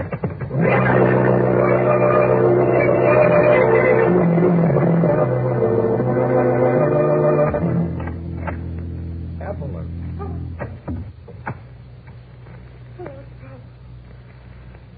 Oh, darling, what is this? I came right over. What is it? Oh, baby. Please, honey, don't cry. Oh, look. Tell me. Huh? I saw him. You saw who? The man. What man? The man with the black beard. The one you dreamed about last night? Yes. Where? Well, he was in the street. In the street? I left the office. I was going out for lunch. And I was just going out of the lobby when I saw him. A man with a black beard. Oh, no, darling. I stared at him. I tried to place him. And then I realized that he was the man from my dream. He nodded to me, Charles. I guess I must have fainted. Look, Evelyn, honey, it can't be the same man. just your imagination. No, Charles, it's not. It was the same man. I remember his face in every detail. No, I don't think... I guess we have to do something about this, darling. What can we do? Look, suppose we go to see Dr. Lieber. He should be able to help you. No. It's no use, Charles. He's after me. The man with the black beard. I'm going to die, Charles. I'm going to die.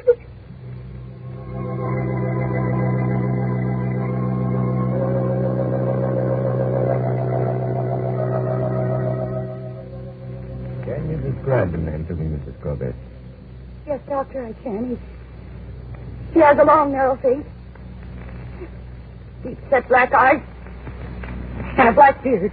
Had you ever seen him before before you dreamed of him? No, I don't think so. And you believe the man you saw in the street and the one you dreamed about are the same? I know they are. You say he nodded to you, as if he knew you. Oh, he knew me, all right.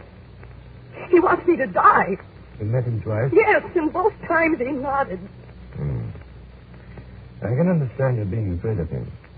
But I think you also hate him. You do hate him, don't you? Hate him? Doctor, I could kill him without even thinking twice about it. I see. What do you think, Dr. Lieber? If she did not hate him, the explanation would be simple. She might have seen this man with a black beard before she dreamed of him, just dancing in the street.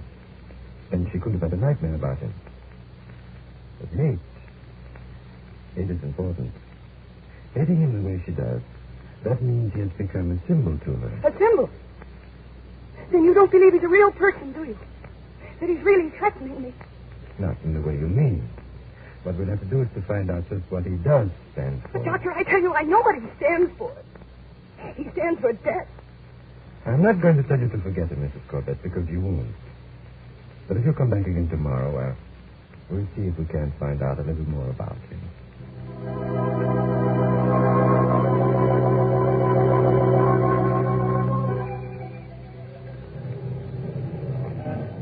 Charles, what are you doing here? Waiting for you, darling.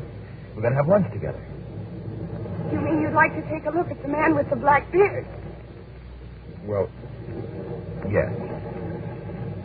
Look, you say you met him right here on the street corner. Yes, right here. Twice. Oh, Charles, are you doing this because you believe me or because you don't believe me? Or is it because you think I've gone mad? Oh, my dearest, what a question. Well, maybe he won't show up today. Well, then I'll try again. Yes, and maybe that I can see him, and maybe you can't. Maybe it's just a... Charles. Huh? Look. Where? There. Coming towards us. Well, I'll be... Oh, just as you described it. Then you do see him. How do you do? Oh. He spoke to me. He never did that before. Get into that car. Hey, you! Wait, I want to talk to you. He isn't paying any attention, Charles. He's driving away. Let him get away. Taxi! Come on. Taxi. Here, this side, Evelyn. Wait. Follow that black car. We've got to see where he goes.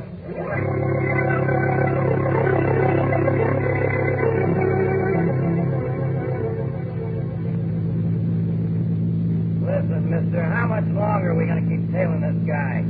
We're way outside the city limits. Yeah. We're going to tail him until we find out where he's going. You haven't lost him, have you? No. He can't go much further because this road is... Hey, he's turning off. Huh? Into the cemetery. What? What did you say? The Cypress Cemetery. He's going in. Well, step on it, will you? You better catch him. Don't worry. There's just this one road, and the entrance gate's on the other side of this curve. There's an attendant there. He'll have to stop and show a pass or something. He's gone. Hey, stop at that gate, will you? Yes, sir. Excuse me, we're looking for a big black car that just came through here. Black car? There hasn't been a car through here for an hour. You see, I told you. I told you. Stop it. Look, there must have been one. We followed it all the way from town. A man with a black beard was driving it. Yes, sir. I say there hasn't been a car through here for an hour. With or without a beard. A man with a black beard and a black car vanishing in the thin air at the gates of a cemetery. But then, where would you expect the trail to end that began with a nightmare? A dream of murder at midnight.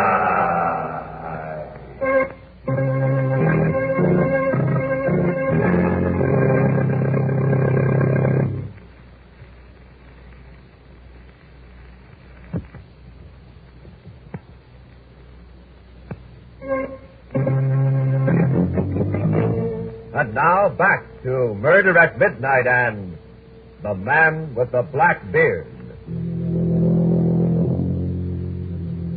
We find Evelyn deep in another terrifying encounter with the man who haunts her day and night. Evelyn.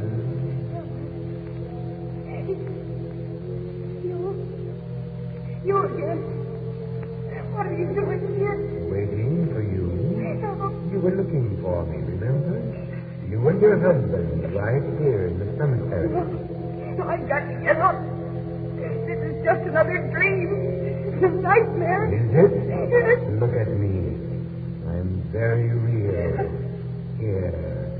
Touch me. No, you're cold. Always. Oh, why don't you leave me alone? Why are you pursuing me? You who are pursuing me. It's a lie. I hate you. Naturally. I have a surprise for you. I don't want to see your surprise. Oh, I've got to wake up. I've got to. First, you must look at my surprise. Look there, right in front of you. Tombstone. Say something. The first one is your mother. Oh. The second is your brother. And the third one, do you recognize that? It's my own. Can you read the inscription? Oh. It says, Evelyn Corbett, beloved wife. Simple, but dignified. No, it's horrible. It's horrible. Now, if you kindly step down into your grave, our business will be finished. No, I won't do it. I won't. I don't want to die. I'm afraid I must insist. No, I won't. This time you can't help yourself, even by waking up. This time in you go.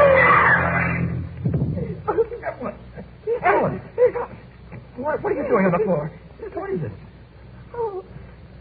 Darling, what's the matter? It was he again. It was the man with the black beard. He threw me into my grave. Oh, no, darling. You fell off the bed. That's all. Come on here. I'll help you up. Charles. Oh, Charles, if this keeps up, I'll go out of my mind. I know, darling. Oh, Charles, do something.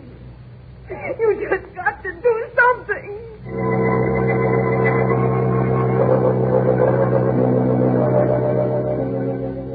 You actually saw him, this man with the black beard, Mr. Corbett. I certainly did. He looked just as Evelyn described him to. And he disappeared at the cemetery. Yes, Doctor, he did. Well, that isn't so mysterious. He might have gone off on a side road or something like that. But he didn't, Doctor. Something like that. But he didn't, Doctor. He just vanished into thin air. Mrs. Corbett, I want you to try to remember how many times you've dreamt about it. That's important. Yes.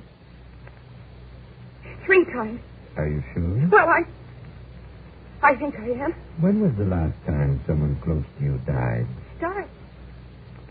About 6 years ago. Who was it? It was my brother. My only brother. Were you very fond of him? Yes. Did you have nightmares then? Well, yes, I think so. Did you dream about the man with the black beard then? I'm not sure. Think back. No, I can't remember. I have a feeling that I did. Only I can't be too certain. It will come to you. Maybe not now, maybe tomorrow, the day after. Let me know immediately when it does. I don't get this, Doctor. What has that got to do with the immediate problem? A great deal, Mr. Corbett. But the man with the beard is a real person. No, he isn't. He isn't a real person. But he was No, there. I think he's dead. Hunting for me. I see. Of course, one way we can prove he's not is to get hold of him. Talk to him. Well, I'll take that job. I'll find him. And when I do, he's going to do a lot of talking.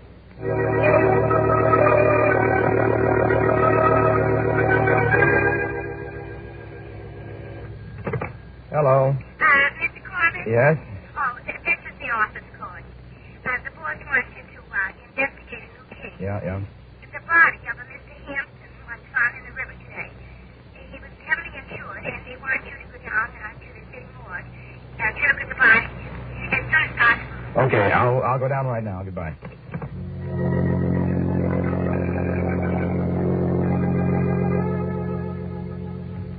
When was that body fished out of the river? Several hours ago. Okay. You can put the sheet back. So what do you think? Murder, suicide, or accident? I don't know yet. Hey, there he is. Here. He? Who? The man with the black beard, he just walked out of the slab room. I didn't notice. Hey, wait a minute. Oh, gone. I'll take the elevator. Wait. I've got to find that guy. Come on. Down, Kyle. Watch your step. Did you just take out a man with a black beard? No, sir. But you must have. He came out of here just a minute ago. Well, maybe he walked down. It's only 2 flights. Oh? Where are the stairs? Right over there. Okay, I'll see.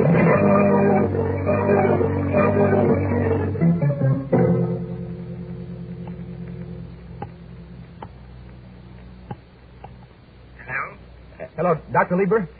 Yes? This is Charles Corbett. I just saw the man with the black beard again. That's man. Down the morgue. Did you talk to him? No, he disappeared. I ran after him, but he just vanished. Man. We've got to get a hold of him, Doctor. Perhaps we can meet him at the street corner near my wife's office. She's seen him there several times. Everybody had his schedule, but when's the best time? About 1 o'clock? I'll be there. Look, should I have Evelyn come too? Yes, that might be a good idea. Good. Maybe we can clear this up today.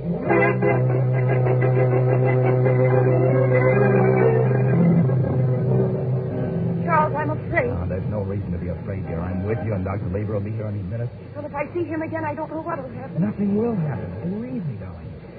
Look, once we talk to him... Here he comes. Where, Charles? Right there. Dr. Lieber. Oh, I thought you started. Hello. I'm glad you could come, Doctor. And I'm terrified. Doctor, do we have to do this? It's the quickest way of getting to the bottom of it. What time have we got, Mr. Corbett? I have 5 to 1. It's just about the time he passes by. I hope he doesn't keep us waiting too long. Dr. Lieber, really, you've been wonderful about this whole thing. If it hadn't been for you and Charles, I don't know. What is it, Mrs. Corbett? Mr. Benton. Look, over there. It's he. And he really does have a black beard. I've got to get away. I've got to get away. Stay here. Nothing's going to happen to you. He's coming over here. Good. Oh, don't let him touch me, don't. Please, Mrs. Corbett. Good afternoon. How do you do, sir? I believe you're the people who are looking for me. How did you know that? The guard out at the cemetery told me. He described you and the lady perfectly. Oh, look out. I got her. Evelyn. She's fainted. Better take her someplace quiet where she gets... My place is just up the street there, a few doors. It won't bother you too much. Of course not. Show us.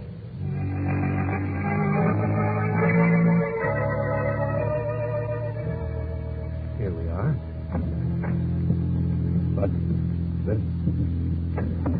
is... It says Blakely's funeral parlor. Yes, I'm Mr. Blake. An undertaker? Yes, a mortician. Cool. This is finally beginning to make sense. Put it down on the couch there, Corbett. Thanks. How? Do you know Mrs. Corbett, Mr. Blakely? I've seen her a few times in the street. We seemed to have lunch at about the same time. She stared at me, and I assumed she knew me, so I nodded to her. You've had no other dealings with her? Not that I know or no. What was your wife's maiden name, Corbett? Huh? Harper.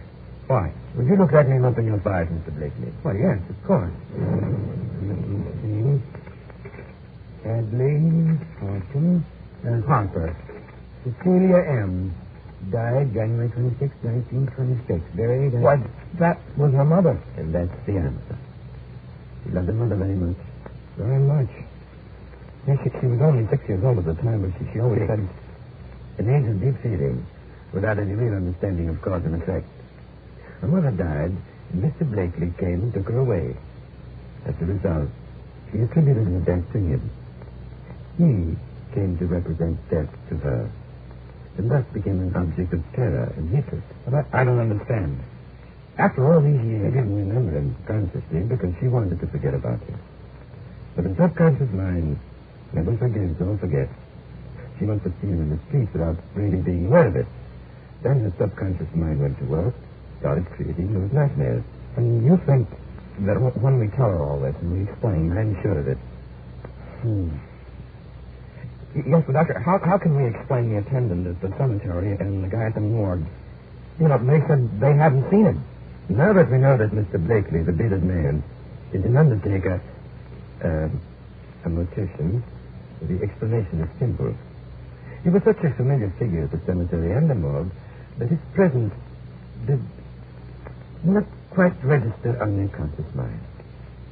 Just as we never noticed our waiter at a restaurant.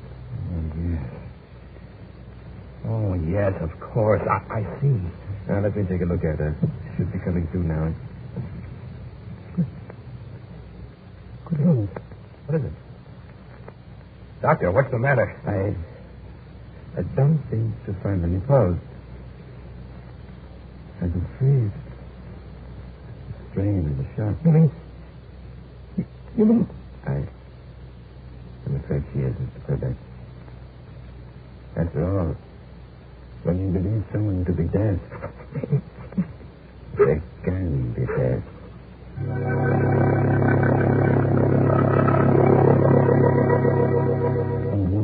Dead of fear created in her own mind, lying on a couch in a funeral parlor. The logical place to end the story that began with a nightmare. A terrifying dream of murder at midnight.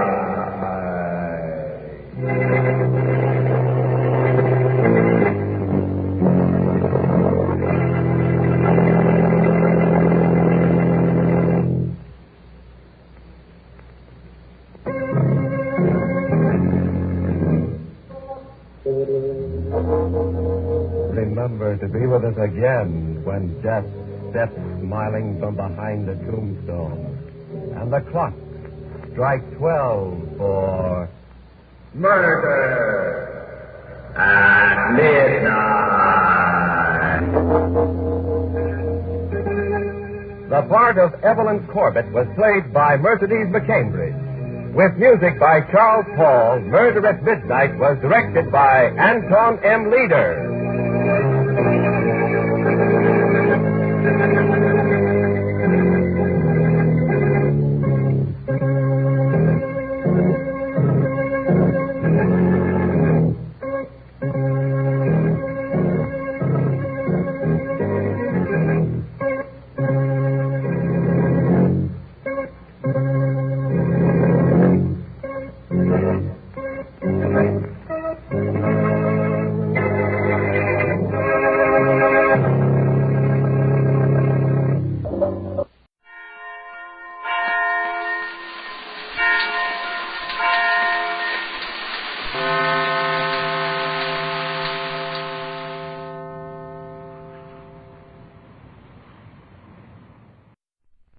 This, I believe. A.J.P. Taylor, an outstanding British historian, is the only Oxford Don who can regularly pack a huge lecture hall at 9 o'clock on Saturday mornings. His independence and unpredictability make him a popular participant in a number of radio and television panels. He is equally at home discussing the Habsburg monarchy or the most recent political development. This is Professor Taylor's thoughtful creed. There are those whose private beliefs are linked up with their active, their professional lives, as, say, a Christian priest practices Christianity as well as preaching it. I can't say that I'm in that happy position. I've one set of beliefs that I learnt as a historian, and another that I've carried along with me, I was going to say, from the beginning. As a historian, I don't believe in much except doubt. I doubt the historical evidence. I doubt men's motives.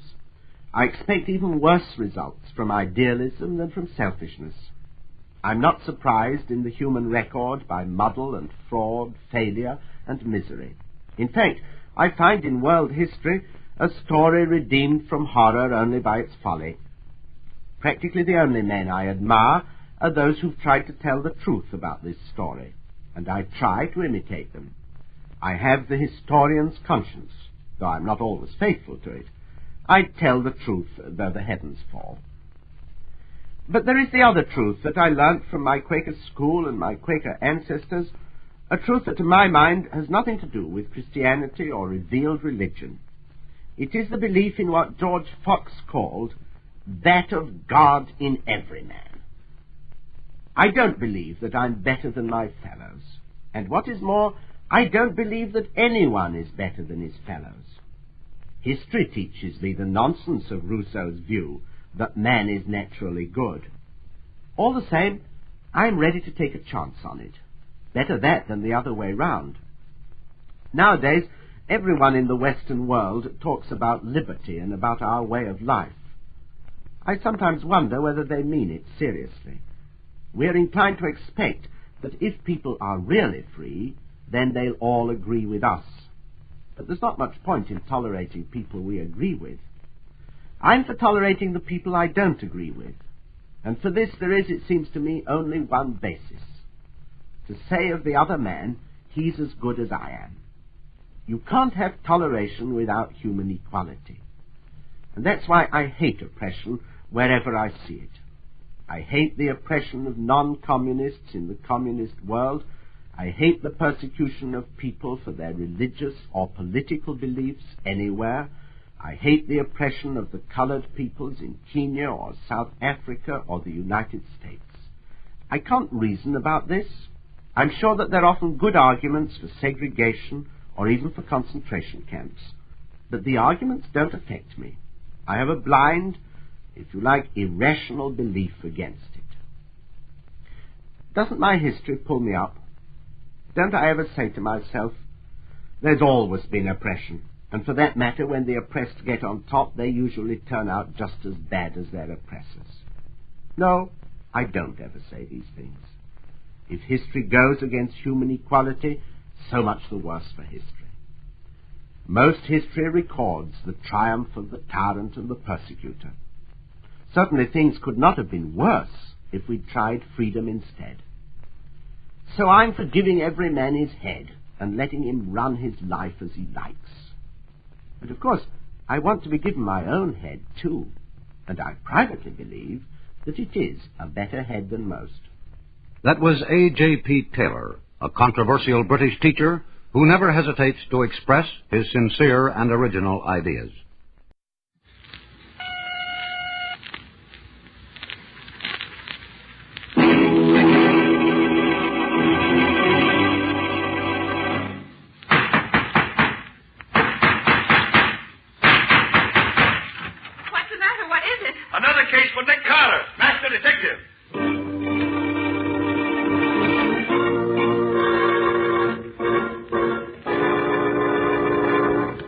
It's another case for that most famous of all manhunters, the detective whose ability at solving crime is unequaled in the history of detective fiction.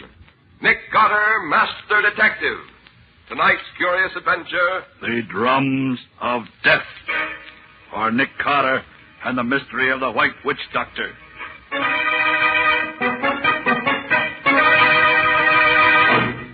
And so, gentlemen, you will find enclosed a complete dossier on the criminal in question, plus all the evidence needed for a conviction.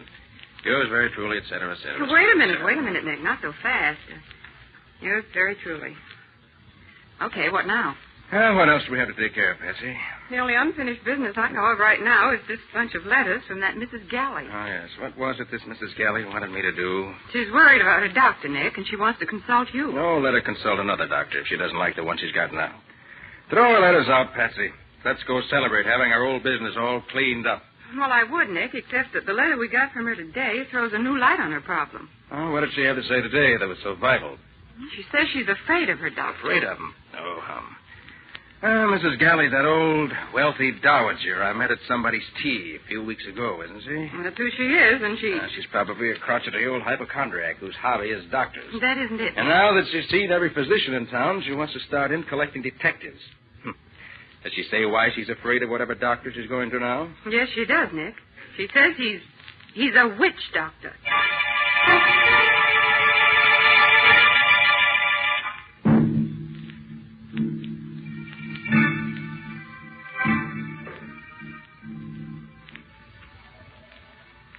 It was very kind of you to come, Mr. Carter. I hoped you would. I confess I wasn't too eager, Mrs. Galley, until Miss Bowen told me about your last letter. Well, perhaps it's silly to believe in such things as voodoo and black magic nowadays, but I don't know what to say. Suppose you tell your story and let me be the judge. Well, there isn't much to tell, Mr. Carter. I was... Oh, what's that? Only the wind, Mrs. Galley. It's nothing. Oh, I'm so unnerved. Well, here's my story. Last week, my nephew, Walter Galley, told me about a wonderful new doctor he discovered, Dr. Congo. I wasn't feeling well, and the name interested me, so I went to see him. Good morning. Is Dr. Congo in? Good morning, madam. Yes, the doctor is in. Can't say I remember a doctor's office in Vanderbilt Square before. You're new here, aren't you? Have you come to see Dr. Congo, madam? Naturally. Do I look like an insurance salesman? Have you an appointment, Mrs. Galley is the name. Mrs. Galley. My nephew made an appointment for me. Oh, yes, Mrs. Galley. Will you step this way, please? Dr. Congo's expecting you. Thank you. Wait a moment. What's that noise? Drums, madam. Drums? What drums? If you'll step inside, Mrs. Galley, you'll find out for yourself. Very well. Drums, indeed. What nonsense is this? Good morning. Mrs. Galley, I presume. I'm Dr. Congo. Good morning, Dr. Congo. I want... Golly, what a story. Go on, Mrs. Galley. Why did you scream? Because I saw... Yes, what did you see? A white savage. What? From his neck to his toes, Dr. Congo was an ordinary man. He was wearing striped trousers, formal cutaway jacket, wing collar, Africa tie. He was beautifully dressed. But his face... Yes? His face was hideous. Shaven skull, a horrid, grinning mouth, showing his teeth, which had all been filed to a point. And he had a bone through his nose. Like a cannibal. Yes. At first I was stunned. And then I thought it might be a joke my nephew Walter was playing on me. I sat down while the drums throbbed. I'm sorry I screamed, Dr. Congo, but you gave me quite a start. I usually do that to my clients, Mrs. Galley. What kind of a doctor are you? A witch doctor. You're fooling, aren't you? On the contrary. But it's unbelievable. We only joke about things like witchcraft nowadays. I am not joking, Mrs. Galley. I've spent 15 years in the heart of Africa studying voodoo. My face, the drums, the African witchcraft apparatus in this room, all are a necessary part of my profession. Profession? Yes. I am a professional witch doctor, and as such can guarantee miracles that modern medicine would never dream of. Ridiculous. I don't believe you. Really? Oye, Kahada. Oye, Kahada, oh. Pardon me, Mrs. Galley. I was just ordering my men to begin the voodoo drum incantation. None of my clients believed me at first, Mrs. Galley, but I convinced them. Now, if you'll allow me... What are you doing with those scissors? I have merely removed a lock of your hair. Now, in spite of yourself, you are officially one of my patients. And I warn you, my fee is high. Well, you're wasting your time, sir. I don't want to be a patient of yours, and I won't pay any fee. I'm leaving. Good day, sir. One moment, Mrs. Galley. Dr. Congo, let go of my arm. You don't understand me, Mrs. Galley, and I'm afraid you don't understand voodoo. This lock of your hair places your health in my hands.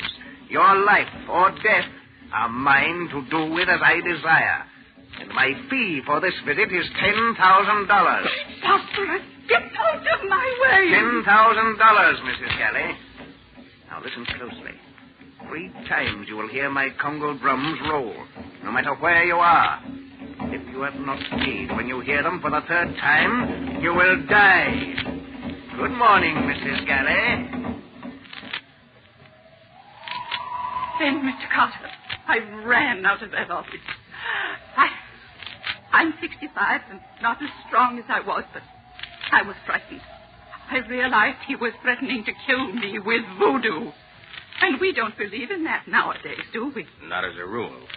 3 drum rolls, he told me. And if I don't pay by the 3rd one, I die. Stuff and nonsense, I said. And then, that very night, when I was alone in this room, I heard the distant roll of Congo drums. God. Now, Mrs. Galley, you must calm yourself. I'm sure it's only your nerves. We don't believe in witchcraft today. You've got to believe me, Mr. Carter. I've already heard Dr. Congo's drums beat once. Perhaps you only think you did, Mrs. Galley. If Dr. Congo is playing on your nerves, hysteria can make us think we hear anything. Oh, no. I'm sure I heard them. Wait. Mrs. Galley.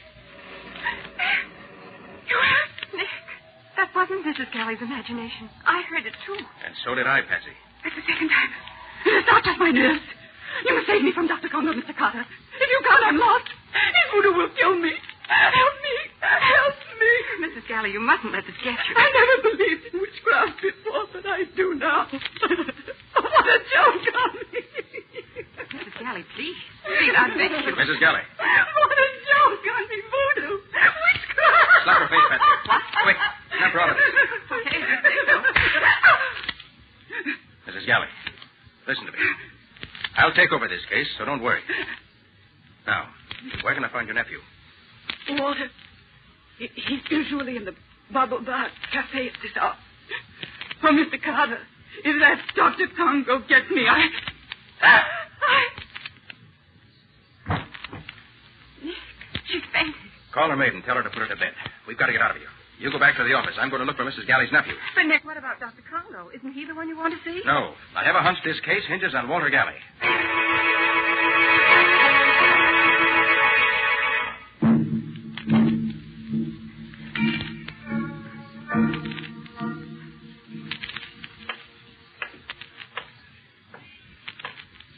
This Barribaldi Bar Cafe is a pretty tough-looking dive for a place with such a fancy name.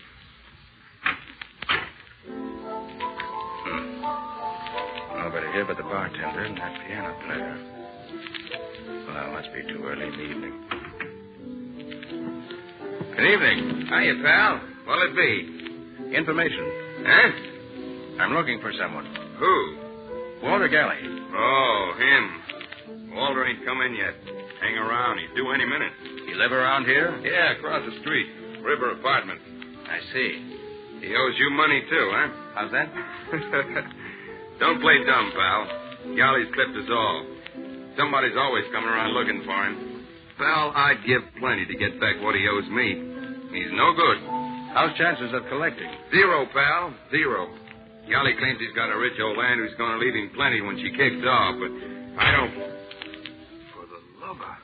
What is it? What's the matter, man? Turn around and look. Oh. Good evening, Mr. Carter. Ah, Dr. Congo, I presume? Quite right. What's that thing he's got for a face? Don't you find it inconvenient walking around wearing a bone through your nose, Dr. Congo? No, Mr. Carter, I don't. It's my business. And what's your business with me? You see this African spear I'm carrying? Yes? I'm going to present it to you. And why?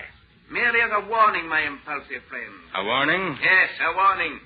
Keep away from Walter Galley and his aunt. Or the next time my drums roll, they'll beat for your death. My dear witch doctor. And just to punctuate my warning, here's a present I promise you. Take it. Look out! He just missed you with that spear, mister. Keep it for a souvenir, bartender. I'm going after that man. Hey, Dr. Congo. Dr. Congo. Go down that side street. If Congo thinks he can scare me off with that voodoo nonsense. Congo! Congo! He's cutting across the street. Well, let's see if he can outrun me. Hey, look out! Watch for your right! Look out!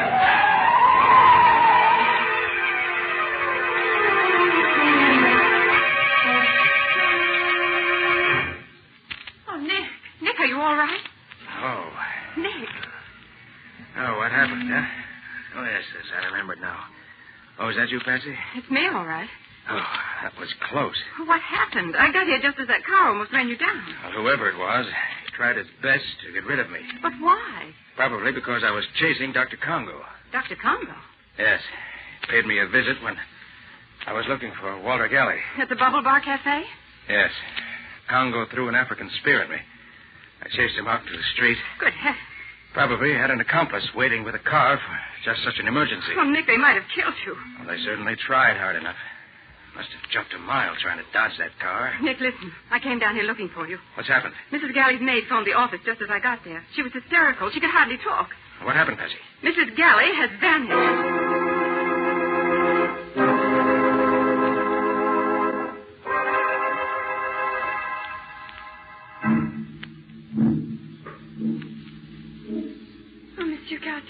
I'm so glad you came.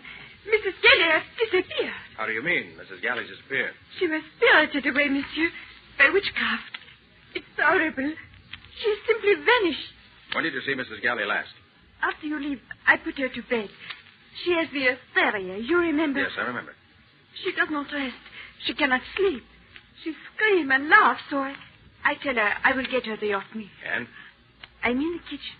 When I hear her scream upstairs, and then of a sudden, she does not scream. She is, you say, cut off. I enter the bedroom and... And what? You must look for yourself, monsieur. I do not go into this room again. All right. Where is it? I know. Come on. Okay. Oh, Nick, do you really think Dr. Congo made Mrs. Galley vanish? I don't know what to think yet. But those voodoo drums. We heard them when we were here before. Yes, we heard them. Is this the bedroom? Yes. The room looks all right. Nothing upset. No sign of a struggle. Nick. What? Look, on the bed. The bed? Oh. What is it, Nick? Looks like dust. Dust forming the outline of a human figure. Oh. If there's any truth in voodoo, Patsy, that's what's left of Mrs. Galley. Oh, Nick, this is awful. Now, steady, Patsy, steady. But this must be real witchcraft, Nick. No human agency could do this to Mrs. Galley. The drum. The Congo drum. Oh, let's get out of here. If I hear those drums again, I'll scream. They're horrible. You better get ready to hear plenty more, Patsy. Right now, we're going to pay a visit to Dr. Congo.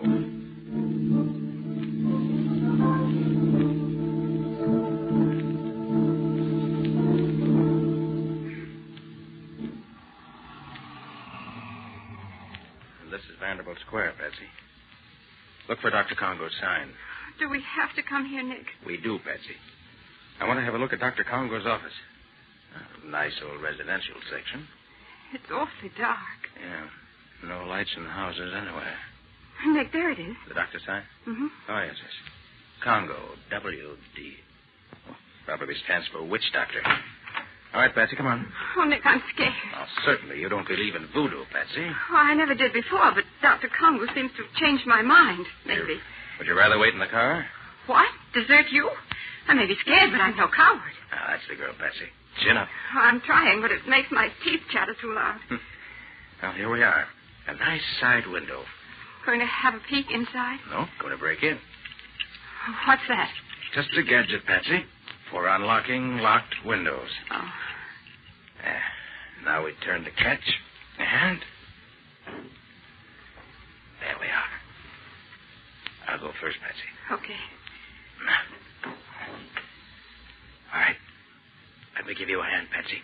All right. Up, Patsy. And here we are, in the den of the witch doctor. What are you looking for? Any clues that'll help us. Rather do it by daylight, but this flashlight will have to serve. Hurry up, Nick. I want to get out of here. Sorry to interrupt. Mr. Carter again, I believe.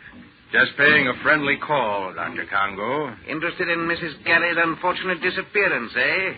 You know about that, huh? Naturally. My voodoo did it. Mrs. Galley was too stubborn to pay the fee she owed me. I would advise you to raise your hands, Mr. Carter. You see, the young lady understands. The native archer is eager to shoot. He'll not miss next time. What do you want, Congo? I thought it was obvious. Money.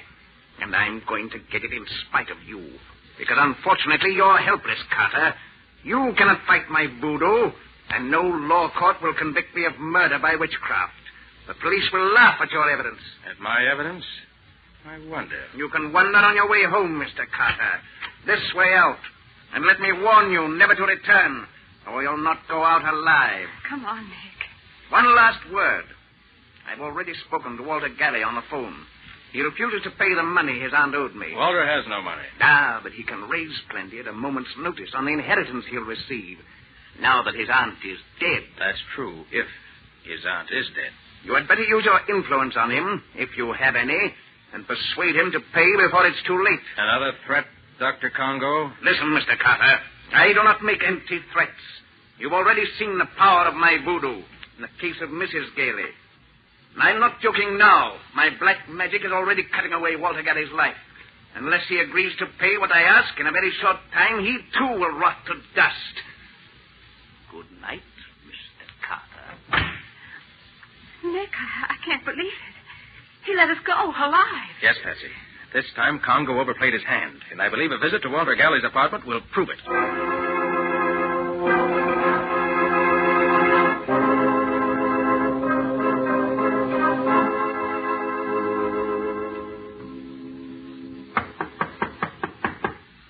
Mr. Galley. Mr. Galley. Mr. Galley. No one home.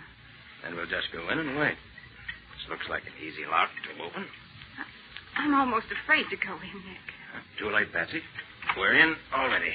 Come on. Radio's playing. All the lights are on. We must have just stepped out for a moment. Yes, looks that way. What do you think? About Dr. Congo's threat, I mean. Let's look around. Wait a minute. I want to turn off that radio.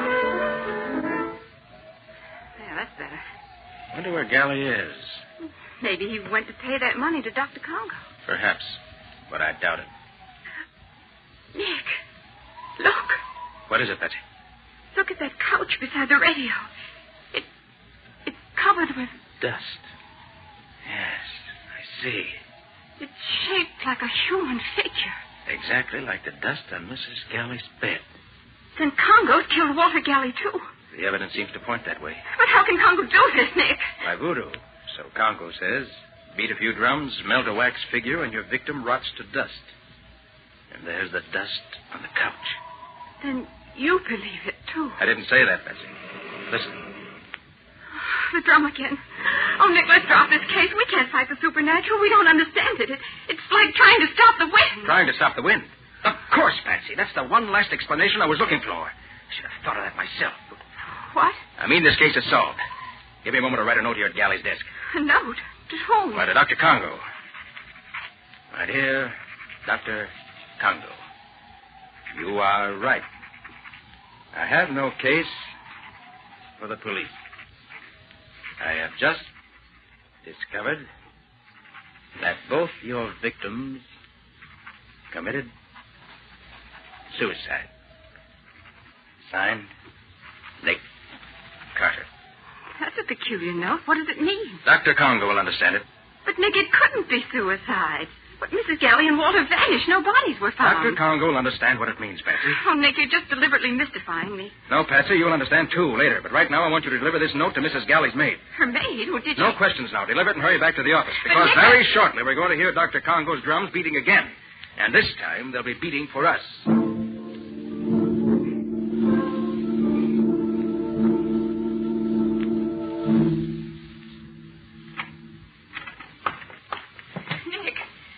Over here, Patsy. You deliver the note? Yes.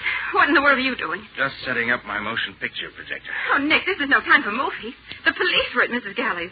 News about her disappearance is getting around. Why, I understand the whole social set's going crazy. That's exactly what Congo wants. If you fail on this case, Nick, everyone will be afraid not to pay Congo. As I said, that's exactly what Congo wants. Said he was after money, didn't he? Who do you think Congo will attack next? The drums. Congo's drums. There's your answer, Patsy. You mean he's after us? Exactly. My note got a quicker response than I thought it would. Patsy, put out the lights quick. Now what? Now the projector. There. You see? I've got it set in the shade. Why, that's wonderful. It makes it look as if we were standing in front of the window talking. The shadows on the curtain look as natural as light. Right. Now, get over to the side of the room, away from the front of the window. But... No buts. Follow instructions. We're playing against the killer, Patsy. You mean Congo? Get down on the floor. Lay flat. I wish you... Quiet. What am I supposed to do? Wait. And when you hear shots, scream. Scream? You heard me. But who's going to do the shooting? Our old friend. Nick, you all right? Quiet. Everything's all right. All they shot was the movie projector.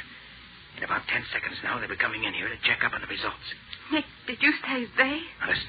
Just as soon as you hear the door slam, turn on the lights. But Nick... Don't argue, Patsy. Okay. Now, quiet. That apparently took care of them. Yes, I think that we've accomplished... Don't go near you. Light, Patsy. As you see, you're covered with this gun I hold in my hand. Nick Carter, I told you, Walter, he was... Shut up. Put up that Tommy gun you have there laid on the table, Dr. Congo. But, Nick, that's Mrs. Galley. I thought she was dead. That's what you were supposed to think, Patsy. And the chap with her is her nephew, Walter. But I don't understand, Nick. Very simple, Patsy. This clever pair created Dr. Congo, a phony witch doctor played by Walter Galley. Their motive? Blackmail. And they pretended to be their own first two victims. I see. So they could disappear and then spend their entire time playing Dr. Congo. And also so that their fates would terrify future victims into paying Dr. Congo's exorbitant fees without any protest. You are indeed clever, Mr. Carter. Very clever. Then all that voodoo was make-believe. Phony. Yes, Patsy. As phony as the shadows on our window shade, which this precious pair attacked. And as phony as the makeup that turned Walter into a witch doctor. That's why I wrote that note, Patsy, about having learned that both disappearances were really suicides. They knew then that I'd seen through their whole scheme. But those mysterious drum beats we heard, even outside our own window. Let me show you how that was done. Let me see. Oh, yes, here it is. You see, Patsy?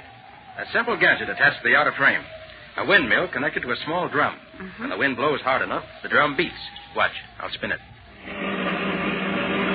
So that's what scared me. That plus your imagination. It was imagination you two counted on most, wasn't it, Dr. Congo? You concocted the voodoo tale, planted your own clues, and then vanished. The rest you left to human nature, right? So why did they call you in, Nick? Why didn't they let well enough alone? They were playing for high stakes, Patsy. They thought they had a perfect racket. And if I failed to break it, their victims wouldn't fight back. But the phony Dr. Congo was far too eager to let us escape. That was the second important clue. The second? What was the first? Mrs. Galley claimed she was in Congo's power because he'd cut off a lock of her hair, remember? Yes, but isn't that according to voodoo tradition? Certainly. But it couldn't work with Mrs. Galley. Well, why not? No, Patsy, you disappoint me. Look at Mrs. Galley now. You're close enough. I see. Mrs. Galley wears a wig. Of course, Patsy. And a lock of hair cut from a wig would hardly put the wearer of the wig under the spell of even the best witch doctor in the world. Well, for the love of... Look here, Carter. We can't stand here all night with our hands in the air like this. No. What are you going to do with us? Sorry to treat you two this way. But I don't like visitors who bring Tommy guns to my office. I was a fool to let you go when I had you in my office, Carter. You were all kinds of a fool, Galley. Or do you prefer to be called Dr. Congo? Ah. If you hadn't been in such a hurry, your plans might not have been quite so apparent. And if you hadn't been so obvious in sending me to see Walter Galley in the middle of the night when he hadn't had time to raise the money to pay you, even if he wanted to, I shouldn't have been quite so sure what your schemes were. Your eagerness to begin collecting from your victims was your downfall, my friend. All right. But the next time... That's what they all say, my friend. But there won't be any next time. Nick Carter plays for keeps.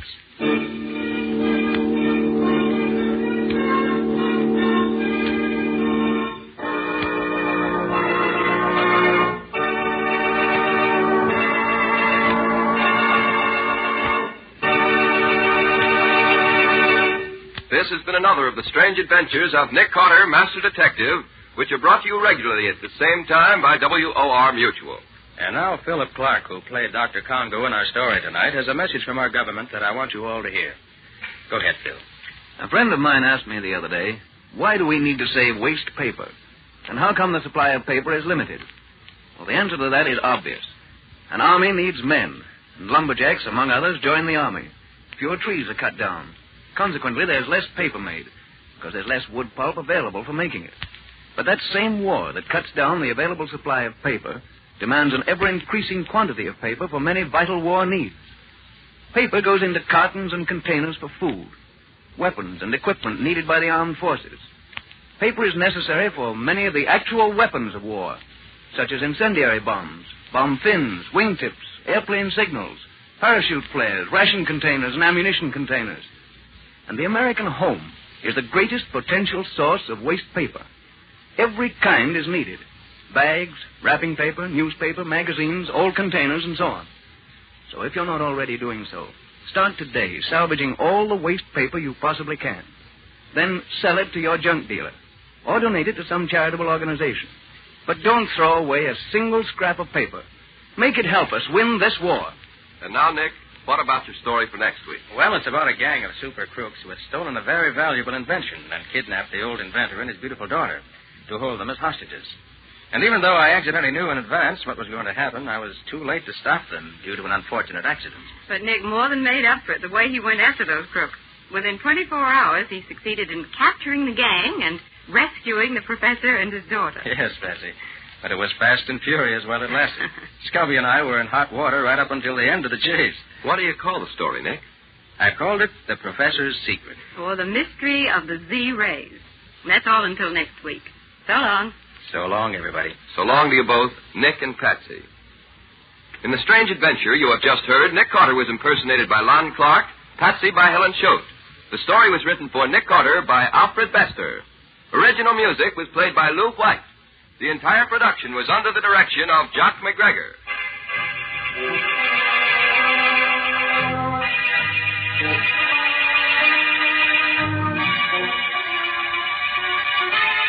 Next week at the same time, listen to another curious experience of Nick Carter entitled The Professor's Secret, or Nick Carter and the Mystery of the Z-Rays.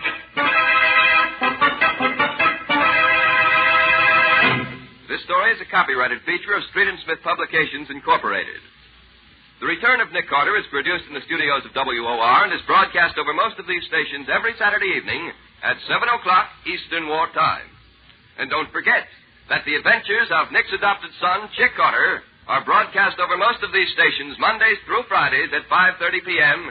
Eastern War Time. This is Mutual.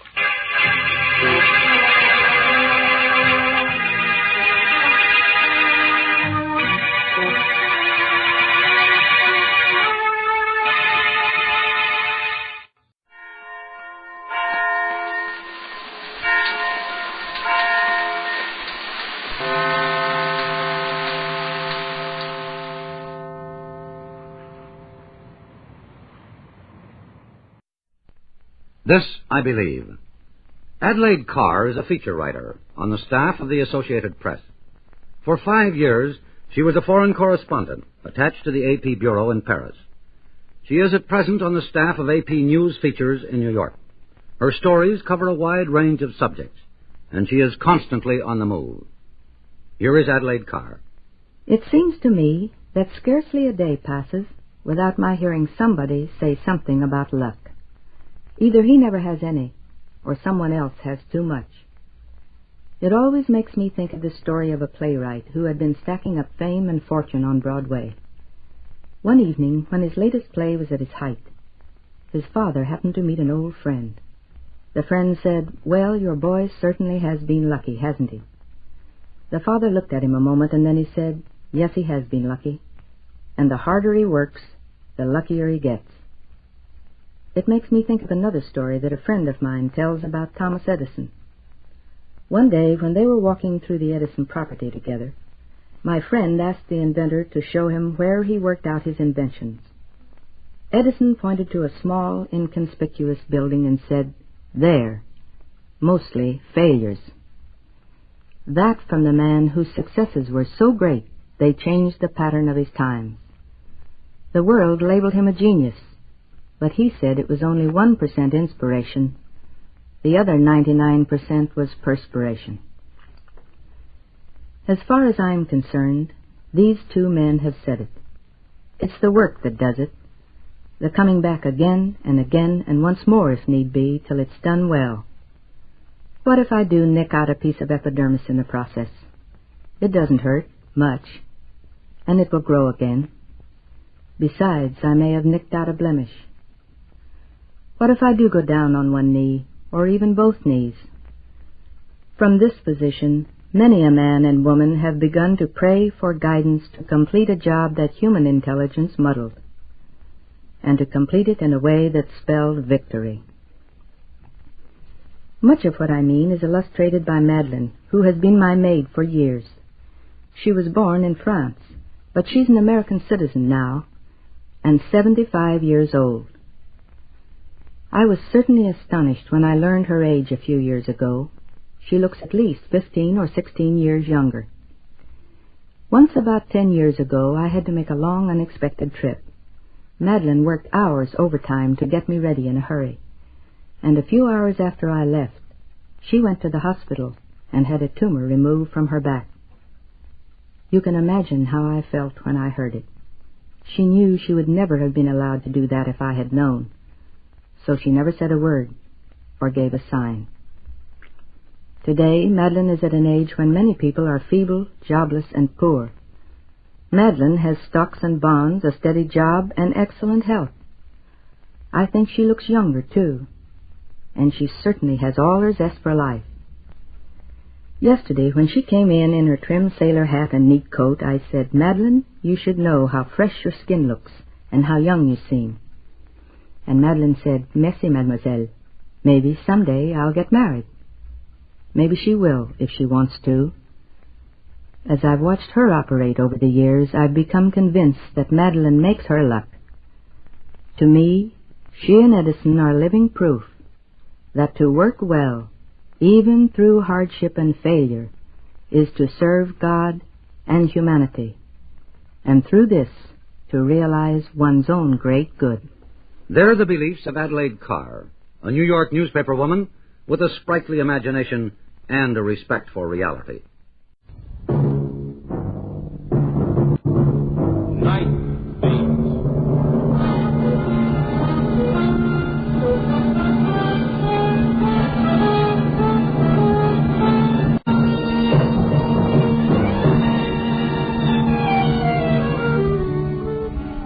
Hi, this is Randy Stone. I cover the night beat for the Chicago Star. Stories start in many different ways. This one began with locked doors and shuttered windows and ended in a coffin.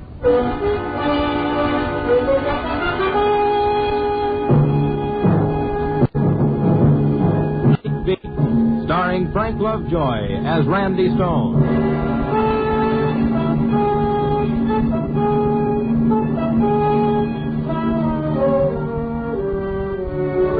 Anyone want a nice, clean job? Here's one that'll take you on a shoe leather tour of Chicago to find a yarn that has to be written before an editor's blood pressure blows a hole in his hat. And that job is mine. Find one man or woman or child with a story to make good reading. 1 out of 3 million. Tonight the score stood Chicago 3 million, Randy Stone 0. And then I went north on Michigan Avenue and turned west on Cermak Road. It was about 11 when I came to Wentworth Avenue and Chinatown. And all of a sudden I was hungry for some of Chinyuk's fried wonton and almond duck. Don't ask me why. So I turned up Wentworth toward Chinyuk's little restaurant. Then I noticed something. Every door was closed, every window was shuttered, and not a soul walked the pavements. I got to Chinyuk's and it was closed. I knocked on the door. I heard the sound of a car pulling up at the curb. I turned. It was a prowl car. One of the cops got out, walked over to me. His partner stayed in the car, and I got a funny feeling that there was a gun pointed at me. Hey, you. Come away from that door. Sure. That's good enough. Now, face the building. Hey, what is this? Face that way. Get your hands away from your sides. Sure. What's the frisk for? Your suit was bulging. Well, it's a bad fit. You can't get much for $39.50 these days. Yeah, you're clean. But I never carry a gun, officer. What's your name? Look, officer, what is all this? I asked you a question. Can I get my wallet? Yeah. Be careful. Oh, I certainly will. Here, all you need is in there. Yeah? Randy Stone, huh? Yeah, Chicago Star. What are you doing in Chinatown? Well, I got hungry. Huh? I wanted something to eat, preferably Oriental, so I came here. Okay, Stone, but take this advice. Settle for a sandwich, preferably Occidental. What's going on around here? This place is as dead as a morgue. Yeah, that's exactly it. Now, look, Stone, don't stay here. Get out fast as you can and don't come back. What's the reason for that? We don't know. It's like waiting for a bomb to go off. There's not a soul in sight. Every store, every restaurant, every shop is as tight as a drum. I'll give $100 to see one Chinese on the street. Just one. Why'd you frisk me? We get the word that a lot of hoods are moving in. To Chinatown? Yeah. Why? I told you, we don't know a thing. Now, take my advice, Stone, and move out fast. Because once things break loose here, they really break.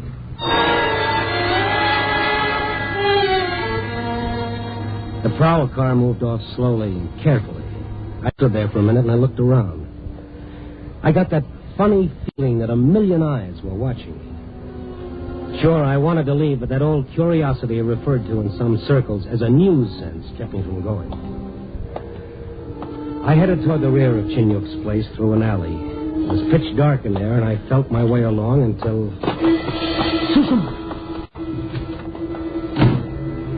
I bumped into someone who'd disappeared. I felt the hair on the back of my neck hunting for a spot under my hat. And then I was in front of Chinyuk's back door, and I wanted inside fast. Chinyuk, open up. Chinyuk. Who is it? Randy Stone. That you, Eileen? Please go away, Mr. Stone. Let me, Eileen. I want to see your father. Please go away, please. Listen, Eileen, I want to see... My father is not here. Well, where is he? Where can I find him?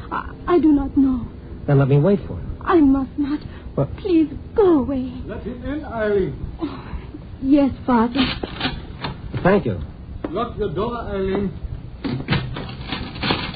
I am honored, Mr. Stone. Please to come in. Thank you, Chinyuk. I am sorry. I gave orders to my daughter to admit no one. She was obeying me. Well, obedience is a virtue, Chinyuk. In a world of little virtue, yes.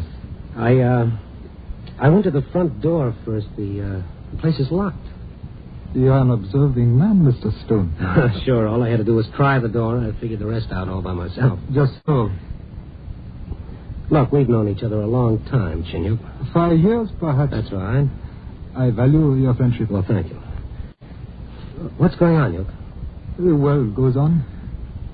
There isn't a soul on the street outside, and everything was locked up. Eileen was scared to death to open the door, and I met a policeman outside. Perhaps the officer can enlighten you. No, he didn't know anything. Knowing when to hold one's tongue is another admirable virtue. In other words, you're as scared as Eileen. Man is always afraid. Now leave Chinatown, Randy Stone. And above all, ask no more questions of anyone. Well, I'm not afraid, Chinyuk. I'm not afraid because I know that no Chinese turns to violence. That is true. No Chinese would harm you. But what about your own countrymen, Randy Stone? Well, what about them? I have said enough. Now go, if you wish to live. Go.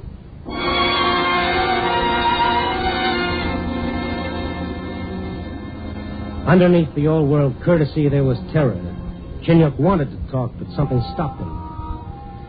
Chinatown is like that. The Chinese settle their own disputes. Seldom, if ever, do they allow their quarrels to spill over into the world outside their settlement.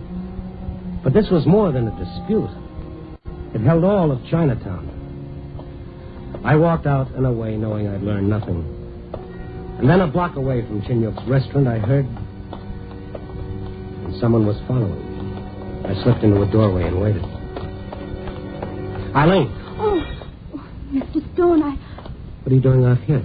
I want to talk. All right. Get in this doorway. Now, what's the matter? I can only take a minute. My father does not know I came out. How did you manage it? Through the restaurant. I see. All right, Eileen, what do you want to talk about? Help us, Mr. Stone. Well, if I knew what was going on, I'd have an answer for that. I will tell you. If this thing happens, many men will die. Not only here, but in New York, in Los Angeles, in San Francisco. Wait a minute. A Tong War? In 2 hours, the Tong banners will be brought out, and men who want to live will die. What's the fight about? A quarrel between 2 men of rival Tongs. Well, that's happened before. Things have been cleared up without a war. But this time there is something else. What? White men, evil men. They have... That is enough, Eileen. Oh, Father. Hello, you. Eileen, go home. No, Father, Heidi. As you will, my father. You will forget what she has said, Mr. Stone. Oh, sure, forget it. But how about you, Junior? What do you mean? Well, you've seen Tong Wars. They're nice, pleasant little affairs. Hatchet men, the eldest sons of families killed. Why? You are a white man. We are Chinese. Yes, I know, yes. East is east and west is west. Never the twain shall meet. Which is a polite way of telling me to mind my own business. Get out of Chinatown. After one more question. No more. Well, here it is anyway. Do you want a Tong War? Well? Once I had a son to carry on my name. That son is no more, Randy Stone. The hatchet men of the old Tong saw to that. Well, then why don't you... Oh, get out, Randy Stone. Get out, or I shall once again look down upon one whom I love. You, Randy Stone. Chinook turned and left. I watched the shadows swallow him, and I heard the door to his restaurant close. It was a sound as final as the last name on the phone directory. The silence in the street was eerie. A waiting, watching silence. I walked to the end of the street, and I looked back. A light rain began to fall, and from somewhere in the back of my head, I recalled a poem. This is the time between life and death.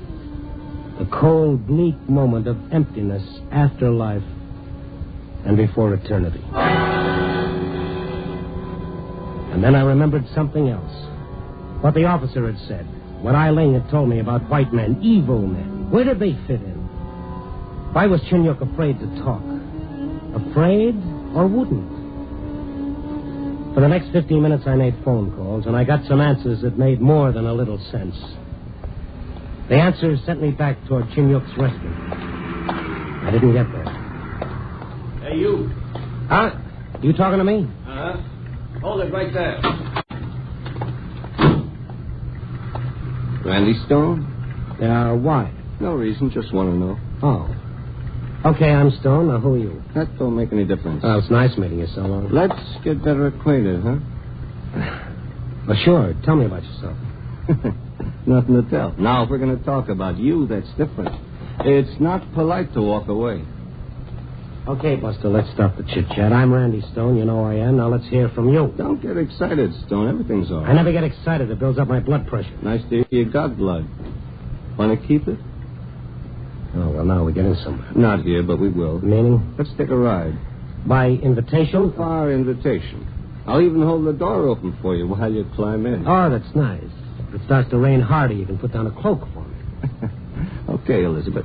Let's go. Well, where to, Sir Walter? That's enough, Stone. You just get in the car and we'll take a ride. Come on. What if I don't? I'll withdraw the invitation and make it an order. One I can back up. I see what you mean. Okay, where to? You'll see when you get there. I have to be back by midnight. My head changes into a pumpkin. I like you. You're going to get along fine with the boss. Oh? Yeah. Here you are. Oh, thank you. Welcome. Before we get going. Yeah. It all depends on you whether you get back by midnight or get back at all.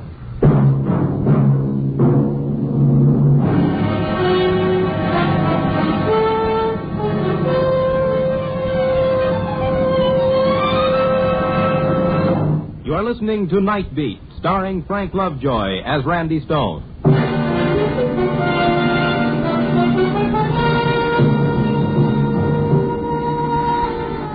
Well, as they say, no two ways about it. My questions had stirred up a little interest outside of Chinatown. I was taken to the north side, to a penthouse, and there I met... Hello. I'm Luke Farwell, Stone. I've heard of you. Good. Read your column in the Star. Good stuff. Oh, thank you. I read your stuff in the papers, too. Mine? Yeah, front page items.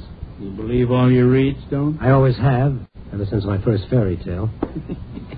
Here, sit down. I'd rather stand. Oh, come on, Stone. We've got to talk. You look uncomfortable standing there. Well, I will admit I've been more comfortable. Certainly. Sit down. Now, drink? No, thank you. Cigar? Have I got one coming? Big one? Well, cigars, you get them when you hit the bullseye or ring the bell. Oh, I see. All right, Stone. Maybe you've come close. Maybe too close, huh? Nobody gets too close. That's all I've heard. You don't seem surprised you were brought here. Well, I asked questions. News got around to you. I expected this, Farwell. I see. How much does the Star pay you? Enough? $5,000 a week? Oh, sure, but they make the check out for a smaller amount on account of taxes. Good. Well, here's a week's salary, according to me. $5,000. Am I worth that? To forget this story, yes. Do I have a story? You do. You ask questions, put two and two together. Yes, so I did. Want me to tell you what it adds up to? I'm interested. Okay, here it is, Farwell. You got your fingers in a lot of rackets. Now you'd like to move in on the Fantan and the Mahjong games in every Chinatown in the country. And so far they've kept you out, right? Go on. Yes, I will. And now two Chinese of rival tongues have quarreled, and the tongues are ready to fight. It's an affair of honor between them, but to you it's a chance. So you've hired out your hoods and killers, your muscle men, and your dirty talk. That's enough. No, not quite. It's an old story, Farwell. Divide and conquer, play one side against the other, then move in and take over, no matter who gets killed. And who cares about a few China? Well, maybe I do. Misplaced altruism. Yeah. Well, there's still almost 2 hours before the deadline, before the killing starts. It's not too late to settle that dispute, to show them what they're doing. Letting you in for minutes so you can stay there for the rest of their life. Stay out of it, Star. Maybe not. You think your newspaper connection brings you an immunity another person may not enjoy. I always lived in a dream world. Exactly. Excuse me. You ring for me, Mr. Powell? Yes, Charlie, I did. Mr. Stone is having a dream. Take him somewhere and wake him up.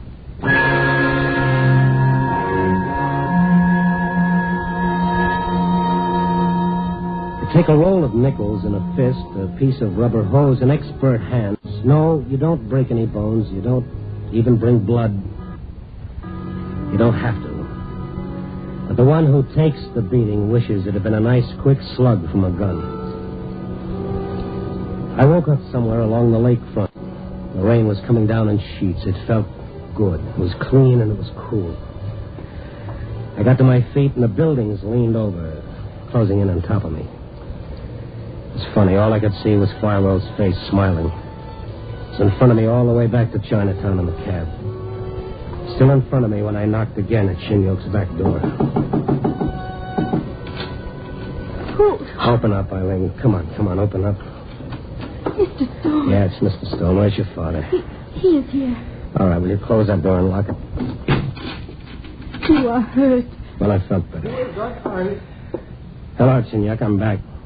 Oh, you would not listen to me. No, I wouldn't, so I got paid off. Eileen, bring medicine. Yes, Father. You did a good job on me, didn't you, Yok? I'm sorry. Here, sit down. Thank you. You concerned yourself with that which I warned you was better left alone. Okay, say I told you so, so I stuck my nose in, and this is what happened. You were dealing with violent men. Uh-huh. And so are you, Shin-Yok. You know who's in back of those hoods hired by one of the tongues? I can guess. It's not a guessing game anymore. It's Farwell. Yes. You know? I know. Well, then you know what he wants and what he's after. You know that he's got... The medicine, Father. Good. No. Get that stuff away and listen to me. But your wound... I know they hurt. Yes, they hurt. I've been worked over by a couple of thugs. I saw Farwell. You went to him? Well, he sent for me. The police? Tell the police Farwell will have a million witnesses to swear he was in Florida an hour ago. Yes, that is so. And what if I write my story after the damage is done, Shin-Yok? Huh? It will be just a story. Yeah, and Farwell will have what he wants. Look, Shin-Yok, how much time is there before the killing starts? Less than half an hour. Well, you got time then. You got time to stop it. Randy Stone, why do you concern yourself with this? Why? I'm a reporter. Remember the story? No, there is more. Because of friendship for me? Well, maybe I just hate men like Farwell. Yes, of course, but... But what, Shin-Yok? Randy Stone, it will be hard for you to understand. But that which is bringing evil to me and my people is a thing of honor between two men. Honor?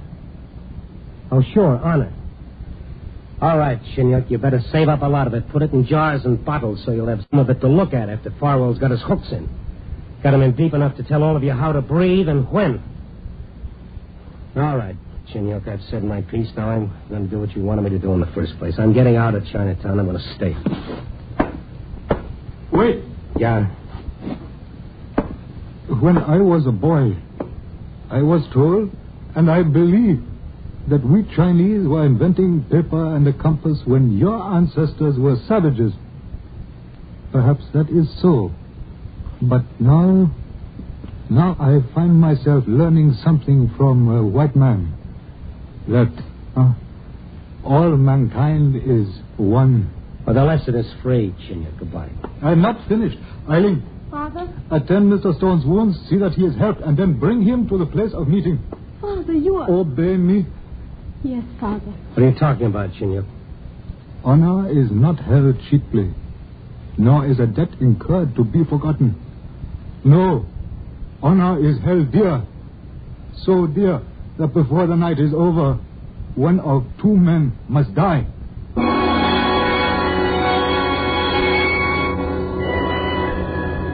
Before I knew what had happened, Chinyuk was gone. Without speaking, Eileen did as her father asked. I knew better than to try to get her to explain. And then she took me through the dark, twisting back ways.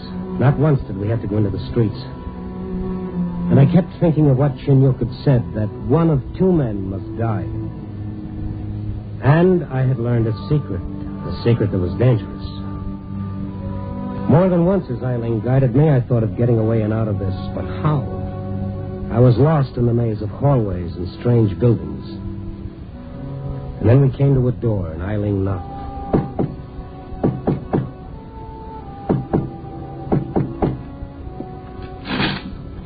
A Chinese I didn't know opened the door and looked at me hard for a moment, and then spoke to Eileen. Yep, Lee.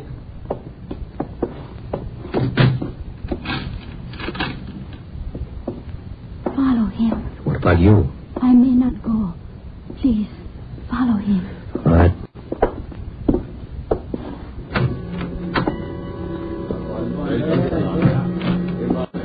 Jim Joa. I know enough Cantonese. He had told me to sit down, and I did. I was in a big room filled with Chinese. They saw me. They looked at me in silence. All those eyes studied me curiously, but with a strange, detached curiosity. And then I saw Chinyuk, dressed in the fashion of old China. He walked to me. Randy Stone, you will hear first a story.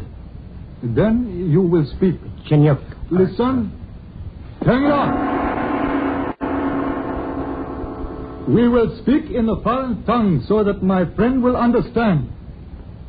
Randy Stone, a long time ago, two men tied their fortunes together in business. One was Ali. You see him there. The other was Chinyuk. You? Ali and Chinyuk were of rival tongues. Yet the strange ways of business forced them together. Ali and Chinyuk had put aside so much money so that each could be buried in China. But now, because of misfortune, there is only enough for one to return to China to be buried among his ancestors. Then that's what the quarrel is about? Bitterness came upon these two men. They spoke words of hatred until... Until they're willing to fight about it and bring on a Tong War? Honor will not be satisfied unless the tongue that wins is that of Ali or Chinyuk. I told you, Chinyuk, neither tongue will win. The only winner will be Farwell. He'll control you through this. First the Fantan and the Mahjong, and then the restaurants. Everything every Chinese does will be dictated by Farwell. I've seen it happen in other places. Why not here? Yes, but there is a debt we Chinese owe you, Randy Stone. You don't owe me anything. You could have given your life. He wouldn't have killed me. That you did not know. Ali, will you honor us by coming forward?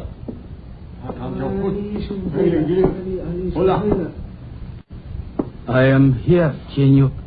Ali, look at this white man who is my friend, who by his actions has become the friend of all of us. There is a debt. What say you, Ali? There is a debt, Chinyuk. And what of the payment of the debt, Ali? What say you, Chinyuk? I am willing to let fate decide our quarrel. So say I. Has everyone heard this, men of the snake and the hawk? It is decided. Bring cakes and wine.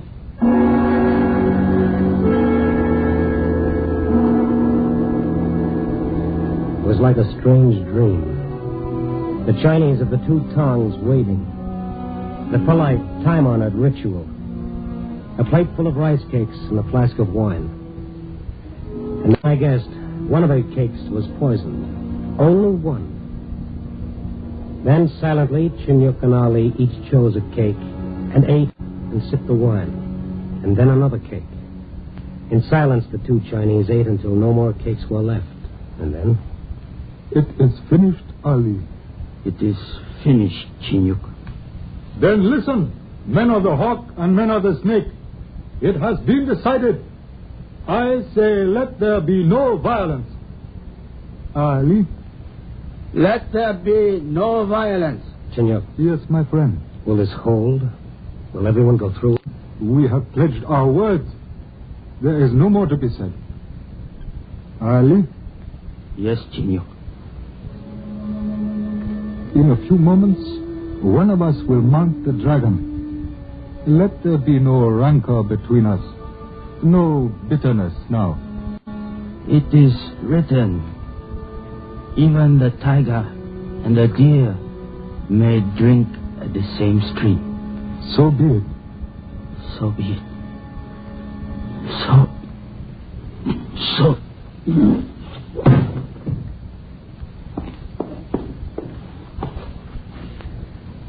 He's dead, Chinyuk. Yes, Ali is dead. Now go, you men of the hawk and the snake. Go and tell those of evil who have come among us that the thing is finished.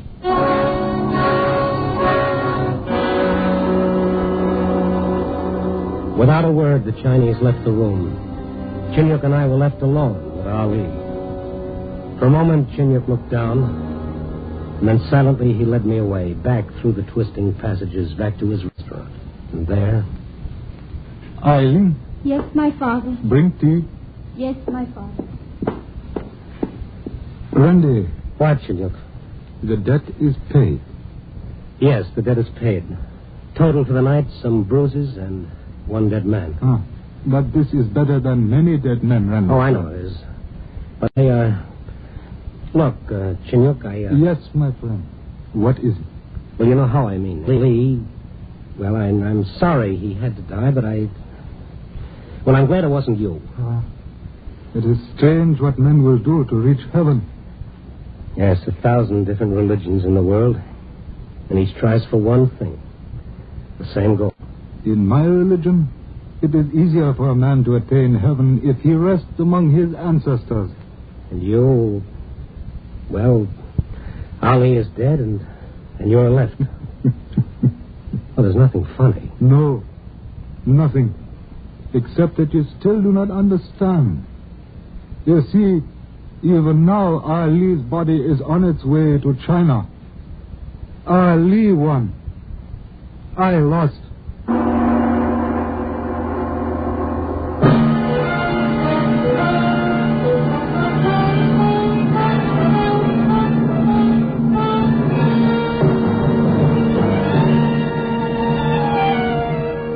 East is east and west is west, and never the twain shall meet.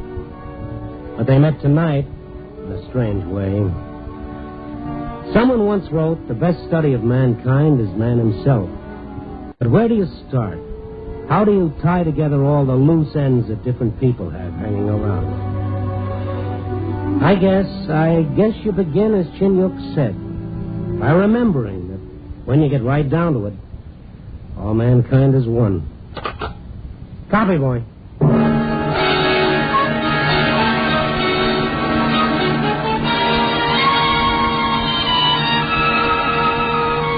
Night Beat, a new dramatic series, stars Frank Lovejoy as Randy Stone. Tonight's script was written by Russell Hughes. Night Beat is edited by Larry Marcus and directed by Warren Lewis. Music is by Frank Worth. The part of Chinyuk was played by Ben Wright. Others in tonight's cast were Jack Crucian, Paul DeBuff, Barbara Jean Wong, and Tom Holland. Frank Lovejoy will next be seen in Milton Sperling's production Rock Bottom, released by Warner Brothers. Listen next week at this same time and every week as Randy Stone searches through the city for the strange stories waiting for him in the darkness. The stories that come out of the shadows to find their way into Night Beat.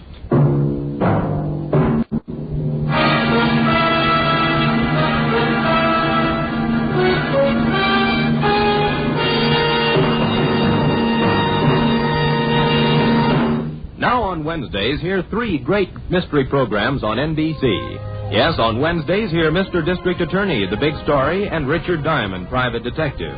You'll hear adventure, intrigue, and action-packed stories on all 3 of these thrilling shows. Richard Diamond each Wednesday fights his way to fame, fortune, and a red-headed girlfriend in 30 minutes of fine entertainment. Mr. District Attorney, the champion of the people, adds to your Wednesday night listening pleasure as he upholds the causes of law and order. And to complete NBC's Wednesday trio of action-packed mystery shows, you'll hear The Big Story, presenting true tales from the front pages of America's newspapers. Be sure to tune for thrill-packed action drama every Wednesday night on NBC.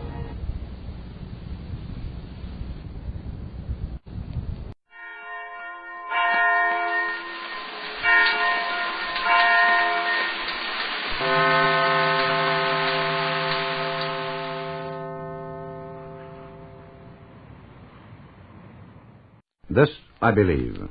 Adlai E. Stevenson was the Democratic candidate for the office of President of the United States in 1952. His voice and political ideas are known to all. Here now are the personal beliefs of Adlai Stevenson. What do I believe?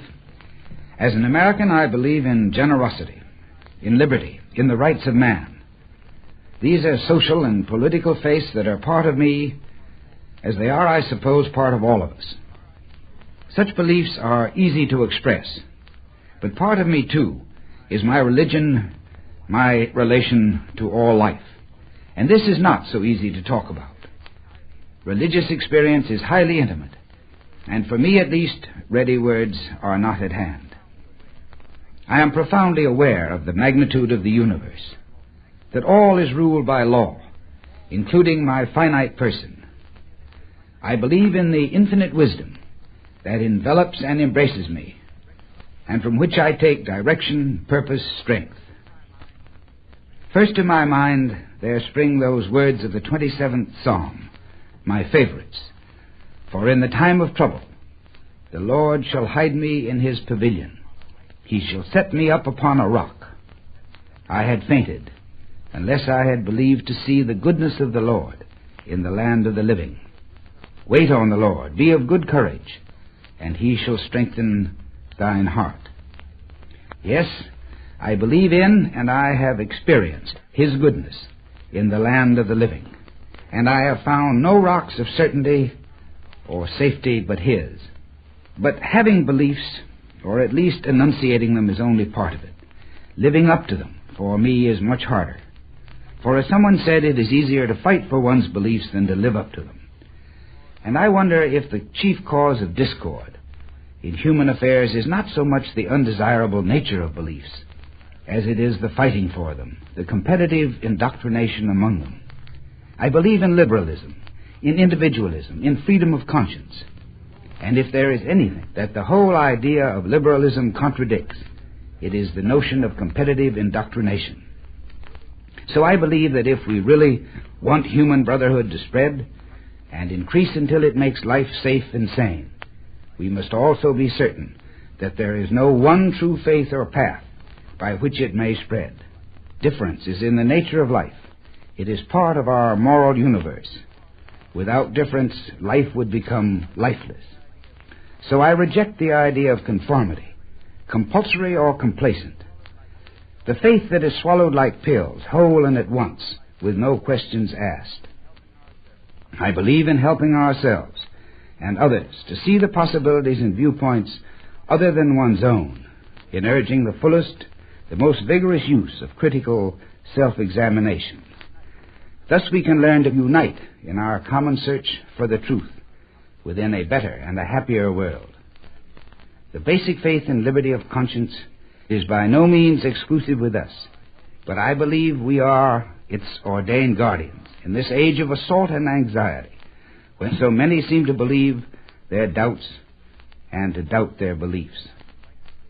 Finally, I should like to live, and not just believe, these strong words of faith in St. Paul's letter to the Galatians. Stand fast, therefore, in the liberty wherewith Christ has made us free, and not be entangled with the yoke of bondage.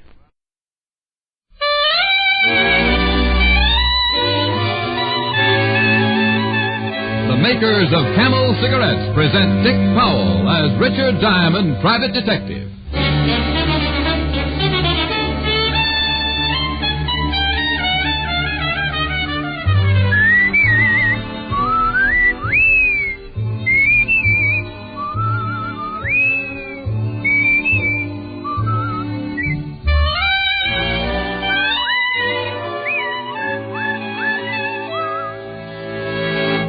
No other cigarette has Camel's rich, full flavor. No other cigarette gives you this convincing proof of mildness. In a coast-to-coast test, hundreds of people with normal throats smoked only Camels for 30 days. Noted throat specialists examine the throats of those smokers every week and reported not one single case of throat irritation due to smoking Camels. Make your own 30-day Camel test.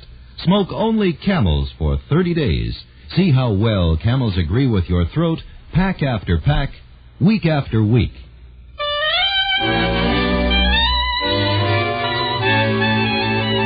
Here transcribed is Richard Diamond, Private Detective, starring Dick Powell.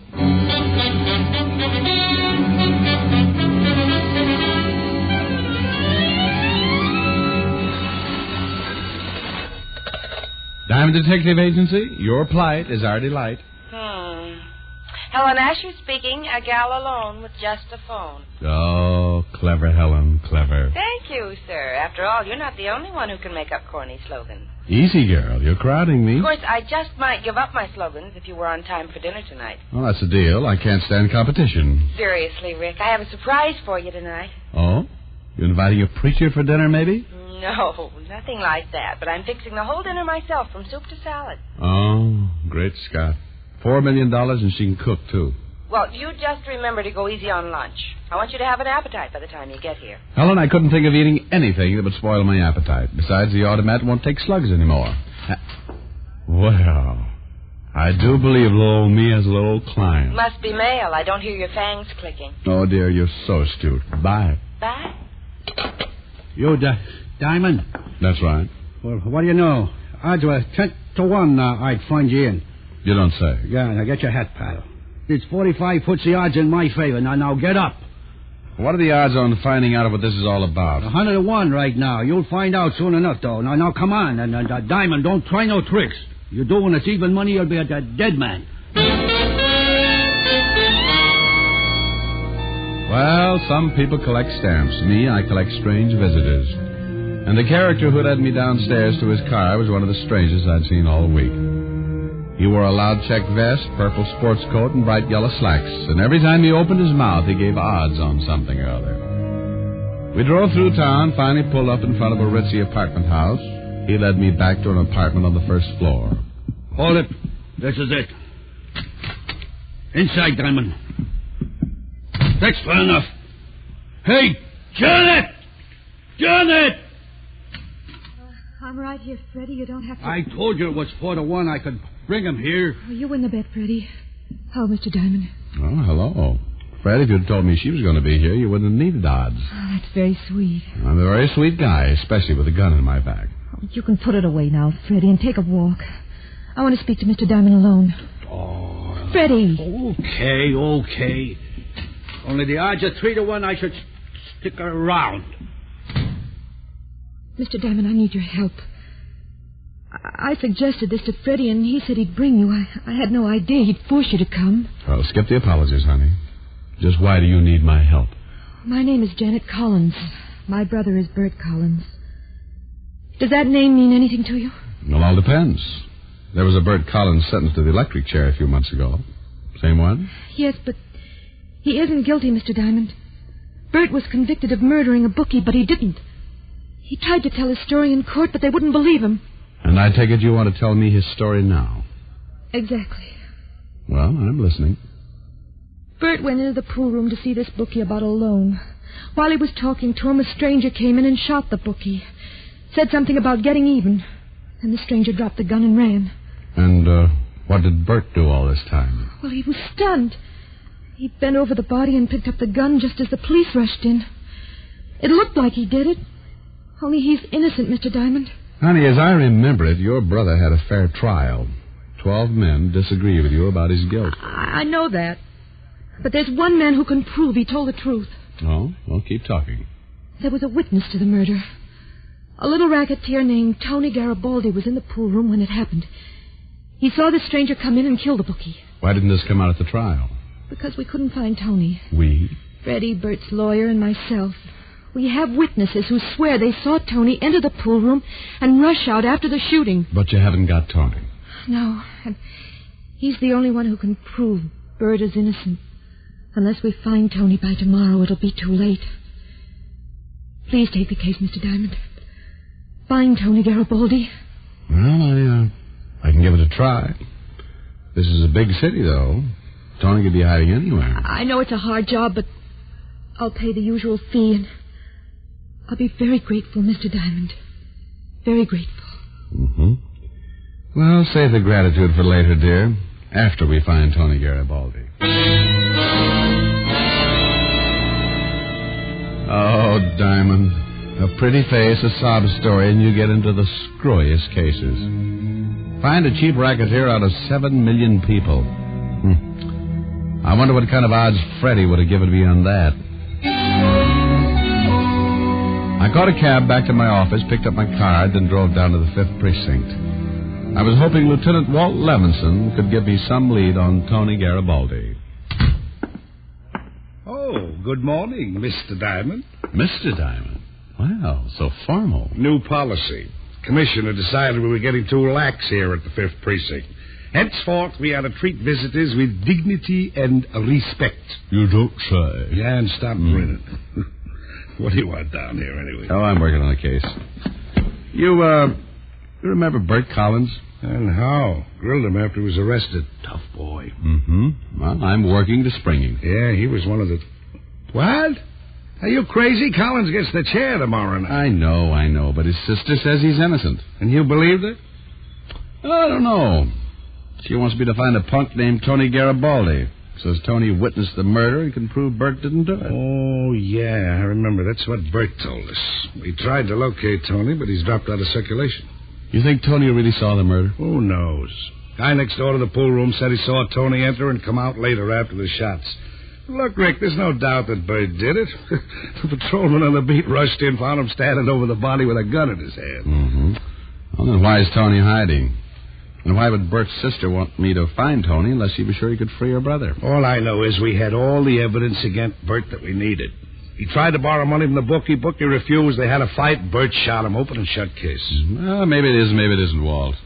I'm still going looking for Tony Garibaldi. Any leads on him? Yeah, I'm afraid not. Chances are some of the petty rackets might know where he is. Tony's worked all the cheap rackets, got a lot of friends. Well, I guess I start covering the petty rackets then, huh? Yeah, good luck, Rick. Bert is innocent. I'd hate to see him burn. Well, if I find Tony, I'll bring him into you here. I'm glad you said if. If you find Tony and if he can clear Bert Collins. That's right, Fatty. If. New York is a big city, and like any big city, it has a lot of rackets. Everything from fake panhandlers to phony insurance salesmen. But someone in these rackets might know where I could find Tony Garibaldi. So I began checking. One racket after another, charity rackets, used car rackets, everything. Yeah, a lot of people knew Tony, but they hadn't seen him in months, or so they said. It was late afternoon by the time I pulled up in front of Sneezy Williams' apartment. A few years back, Sneezy had organized every pickpocket in town, formed a sort of a union. There was a chance he might know Tony's whereabouts. I got out of my car and started for his apartment. Don't turn around, Diamond. Well, it couldn't be your finger sticking in my back, could it, friend? No, it couldn't be. Walk toward that alley, Diamond, or I'll put a hole right through you. That's a pleasant thought. Now, pal, if this is a stick-up, you're in for a disappointment. The only green stuff in my wallet is moss. Shut up and don't turn around. That's far enough. Diamond, I hear you've been looking for me. No. You're Garibaldi? Shut up. I'll do the talking, Diamond. I don't know what your angle is in this or why you're after me, but I want you to lay off. Well, why are you hiding, Tony? What are you afraid of? Never mind that. Now, look, I've heard you're a right guy. I hate to do this, but you've got to understand I'm not kidding. Keep away from me, or next time you won't get off so easy. Tony, listen to me.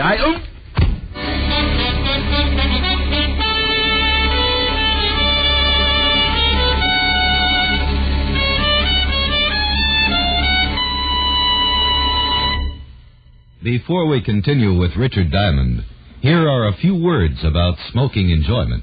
Listen to this report by leading throat specialists. After making more than 2,000 weekly examinations of hundreds of smokers from coast to coast, smokers with normal throats who smoked only Camels for 30 days, noted throat specialists reported not one single case of throat irritation due to smoking Camels. That's proof of mildness. Proof offered by no other cigarette. Start your own 30-day Camel test. Smoke only Camels for the next 30 days. You'll soon see how mild, how flavorful, how thoroughly enjoyable a cigarette can be. You'll see how well Camels agree with your throat. Pack after pack, week after week. How mild, how mild, how mild, how mild can a cigarette be? Make the Camel 30-day test, and you'll see. Smoke Camel and see. And now, back to Richard Diamond, Private Detective, starring Dick Powell.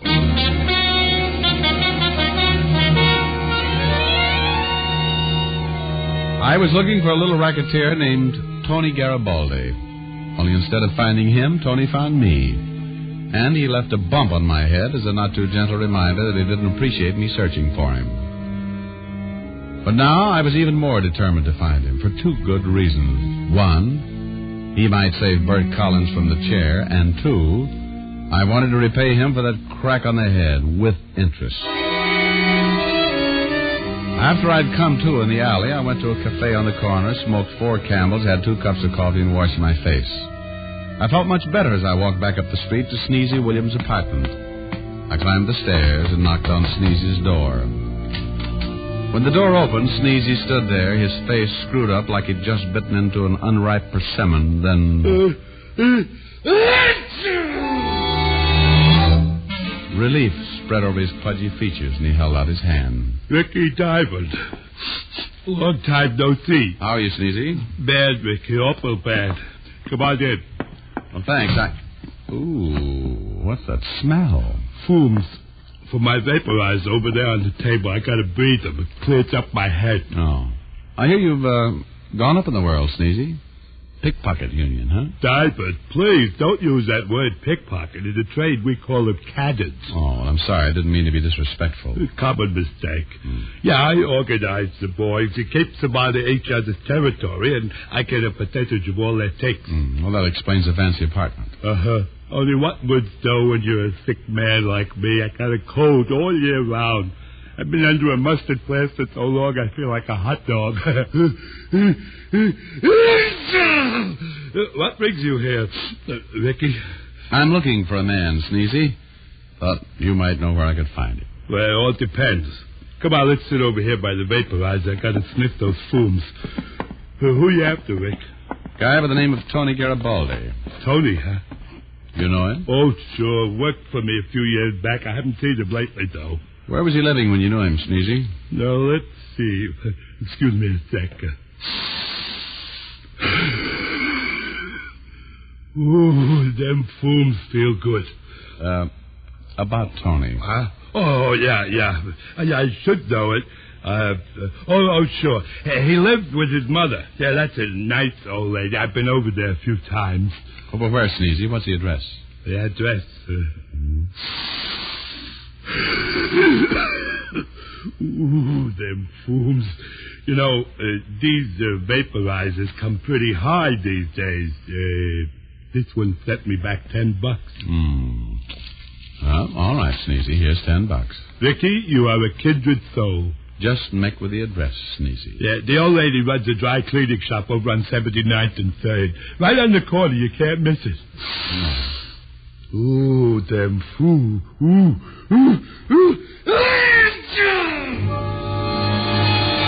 Gesundheit. That last one must have registered on the Caltech seismograph. I left Sneezy with another Gesundheit and went out the door before he blew me out. Then I went to my car, drove across town to the cleaning shop on 79th and 3rd. Inside, I found a tired-looking old lady marking clothes. Yes? You have come for clothes? No, Mrs. Garibaldi, I'm looking for your son. Tony? Tony.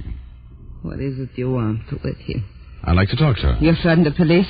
Well, indirectly, yes. Go away. Now, Mrs. Garibaldi... Go away. You're not dressed like a policeman. You're not from the police. You wish to harm my Tony. Go away. Mrs. Garibaldi, your son's in a lot of trouble. He might be able to save an innocent man from dying. I intend to find him. Tony is in trouble, yes, I know. He comes here months ago, tells me he must hide. He does not tell me why. Why must Tony hide from men like you? Why? Your son witnessed a murder. This is a crime? No, but Tony ran away. Now, if he tells what he really saw, perhaps an innocent man will go free. Tony is a good boy. He would not wish harm to innocent man. Well, perhaps Tony's afraid, Mrs. Garibaldi. Afraid some harm will come to him if he tells the truth. Is this true? No, the police will protect your son. But they can't protect him if they don't know where he is. He's in more danger now. How do I know you speak the truth? You're not from the police.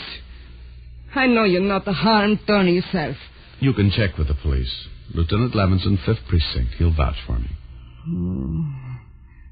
I do not know. You would not tell me to check unless you spoke the truth. But I do not know. Where's Tony living, Mrs. Garibaldi? Tony says I'm not to tell anyone. Your son's afraid. People in fear don't think clearly. Now, where's Tony? Tony's a good boy. Listen, no good, he must hide. Where is he? Tony must hide no more. Tony must tell the truth. If I do wrong, I be forgiven, but I will tell you where Tony hides.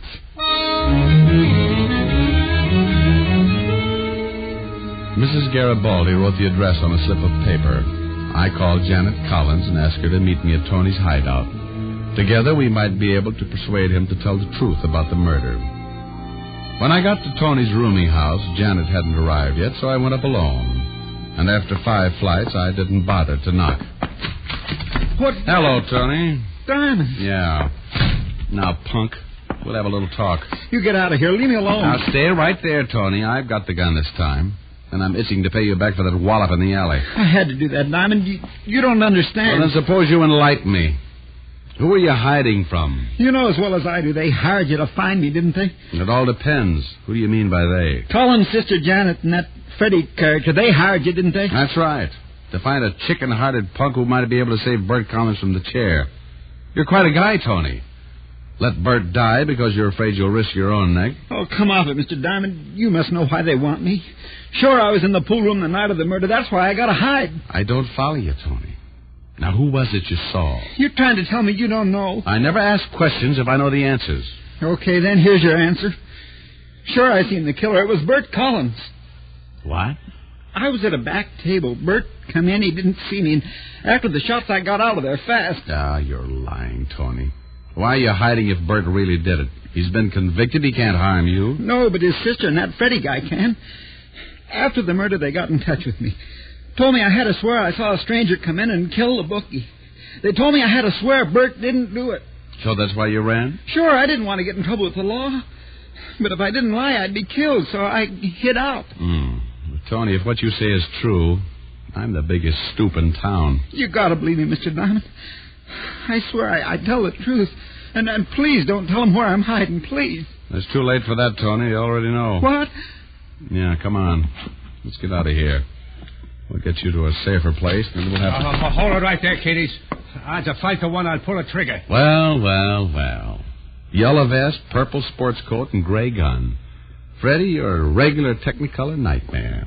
Better drop your gun, Diamond. Hello, Janet. Drop it. That's a sweet little boy. You're bleeding now, Mr. Diamond? Yeah, Tony, only don't rub it in. Diamond, I'm sorry this has to be. I wanted you to find Tony, but I wish you hadn't talked to him. Oh, Janet, you're a dreamer. This won't work.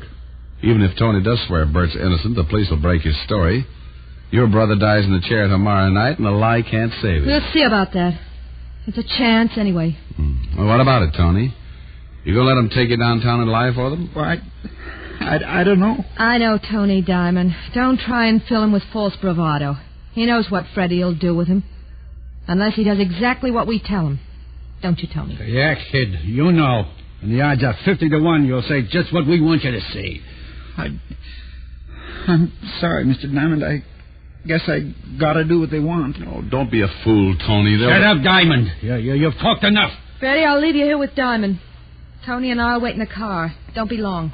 Come on, Tony. Diamond, Now then, Diamond.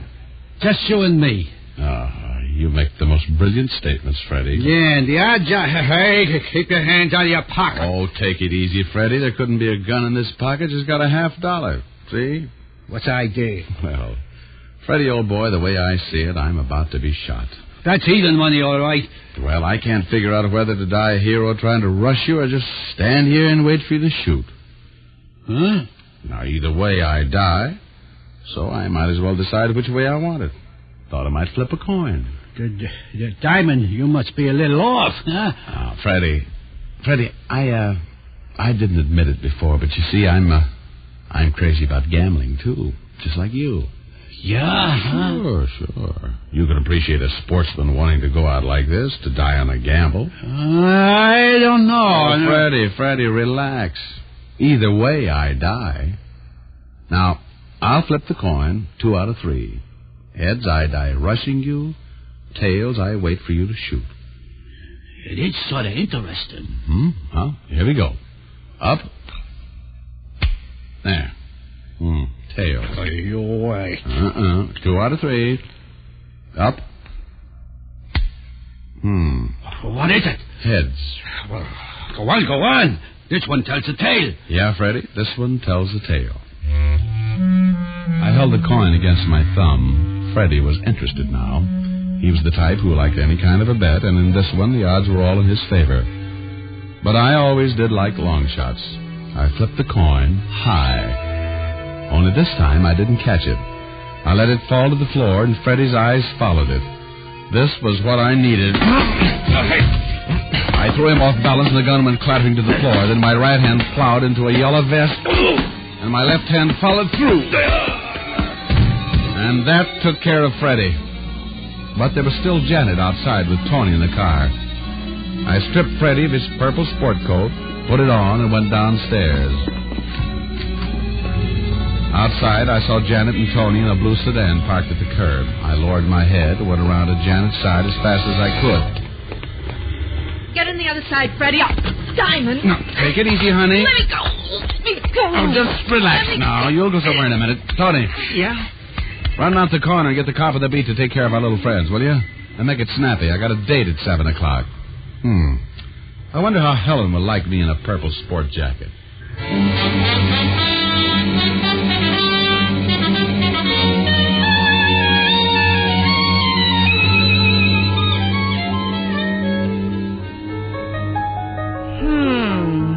I beg your pardon, Helen, dear? I said, Well, that's what I thought you said. Now, dear, please stop staring at me. It makes me self-conscious. Oh, I just can't help it, Rick. I don't think it's right for a woman to tell a man how to dress. I agree. Only sometimes. Well, that purple sport jacket. I was wondering when you'd notice it. Oh, I noticed it when you first came in. I'm just getting over the shock. Oh, I knew you'd like it, dear. Wait until you see my red, white, and blue slacks. I'm saving them for Lincoln's birthday. Oh, now, Rick, what's come over you? Personality, dear. Now settle back and listen to your colorful boyfriend sing a sweet song. Ah, what a way to spend an evening. A purple coat, a piano, and a private detective. And I'm the gal who graduated from Vassar.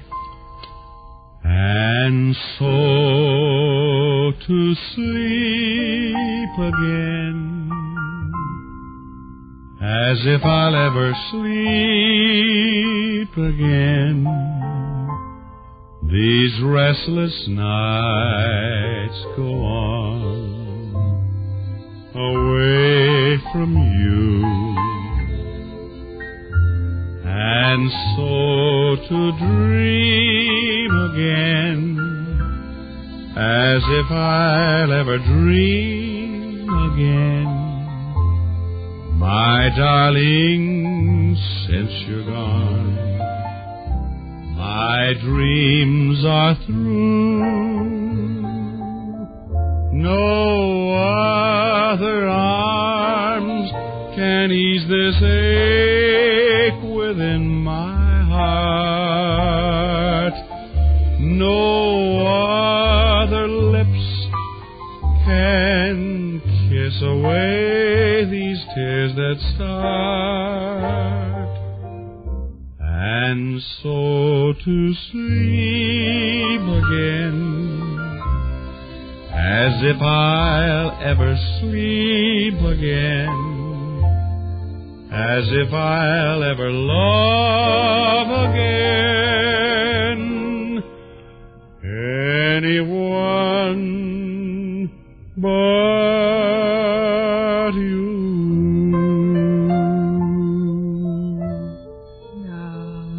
Very nice. Thank you. Only I'm surprised you didn't sing a loud or two to go with your clothes. Oh, Helen, from your tone, one would think you didn't approve of my new apparel. One would, wouldn't one? One would also... No, Rick. Rick. Rick. Yes, dear. More. Well, I'll be romantic tonight. Romantic, nothing. As long as you wear that jacket, I'd rather keep my eyes closed. Come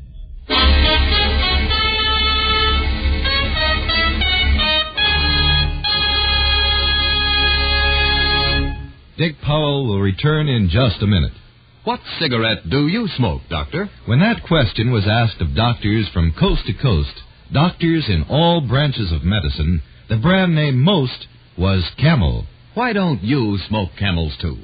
And say, why not give a carton of Camels for St. Valentine's Day? Camels come in a special carton all dressed up for the Valentine season. Give your Valentine Camels. How mild, how mild, how mild can a cigarette be? Smoke Camels and see. Here's Dick Powell with a special message. Thank you. Ladies and gentlemen, to help bring pleasure to hospitalized veterans and members of our armed forces, the makers of Camel send thousands of packs of Camel cigarettes to service in veterans' hospitals every week. This week, the gift Camels go to Veterans Hospitals, Fort Harrison, Montana, and West Roxbury, Massachusetts. U.S. Naval Hospital, Quantico, Virginia. U.S. Army Station Hospital, Camp Carson, Colorado.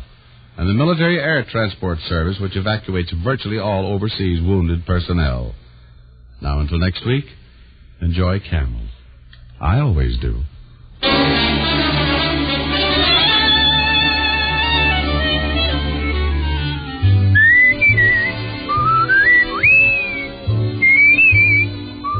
Tonight's transcribed adventure of Richard Diamond was written and directed by Dick Carr with music by Frank Worth. Virginia Gregg played the part of Helen Asher, and Alan Reed was Lieutenant Levinson. Others in the cast were Herb Butterfield, Gene Bates, and Parley Bear. Be sure to listen to another great Camel show, Vaughn Monroe and the Camel Caravan, every Saturday night. Here's Prince Albert, the National Joy Smoke. The bite is out and the pleasure's in when you smoke Prince Albert. It's specially treated not to bite your tongue. The bite is out and the pleasure's in. So pack your pipe with Prince Albert, the largest selling pipe tobacco in America. It's smooth, cool smoking. And say, there's more tobacco in the pocket tin now. So get Prince Albert tomorrow.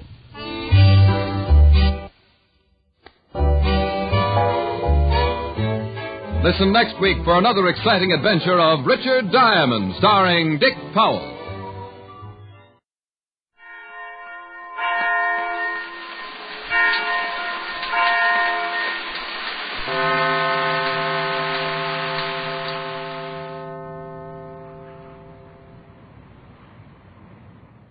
This I believe. Agnes Moorehead is one of America's best-loved and most versatile actresses. She taught and did graduate work in drama before going on the stage, and is thus the possessor of a solid theoretical background in her art, as well as uniquely broad radio, stage, and screen experience. Most recently, she distinguished herself by her reading of Shaw's Don Juan in Hell. This is what Agnes Moorehead believes. What you are to be, you are now becoming. How often these words echo in my brain as the years fly by. It was a favorite saying of the president of my college. My life has been ruled by my belief. I'm a fundamentalist and believe in the efficacy of prayer. I believe that one should work for the glory of God and not for personal glory. I believe that great joy comes when one hungers after self-improvement. Of course, it's human to enjoy fame, but strangely enough, I believe that anonymity contributes to such joy. As a man thinketh, so is he. Man's thoughts are his feelings. I believe that one should not entertain false ideas about himself. I believe in having the moral courage to say and do what one thinks is right. One can be semi-starved for truth. I believe this truth is his inner spring of vision and action. What is more honorable than having clear sight and the courage to maintain it? I believe such clarity is very rare. Beauty is truth, but truth is only one of the elements of one's ultimate aim. I believe that one cannot create nobility without being noble.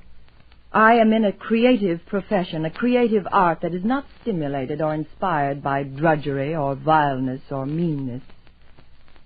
An actor's life is difficult. It requires study and work of many kinds. It requires bravery, forbearance, and self-sacrifice. The punishment for transgressions is great. I believe the partaking of the Spirit, this inner spring of truth, the clarity of thought, the hunger for self-improvement, courage and integrity are vital to the artist in his ability to reach man's heart. As all arts have a bearing on our time and will live beyond it, so a creative artist must sound the notes of human passion which are common to all mankind. Who knows but that sound will echo and re-echo across endless time? The theater is not merely a place of amusement. It's a living power and should be used for good and not evil. I believe it can be a great educational medium, teaching an audience many things that would otherwise be lost to them. It widens the sympathies and broadens the intellect and sweetens the heart. I believe life with all its pain and sorrows is a beautiful, precious gift, and I believe I must strive to reproduce its beauty by holding fast to this ideal, by doing my duty without regard to personal ambition. I believe that in the course of living a life, of embarking on a goal and the certain truths that go with honest living, after these precepts have been formulated, then one must set out alone, single-handedly, uncompromisingly in these tenets. No one else can do it for you. It's difficult to place this analysis within the framework of a single sentence. I once saw it summed up in a tableau over a proscenium arch in a theater in Chicago. It said, "You yourself must set flame to the torches which you have brought."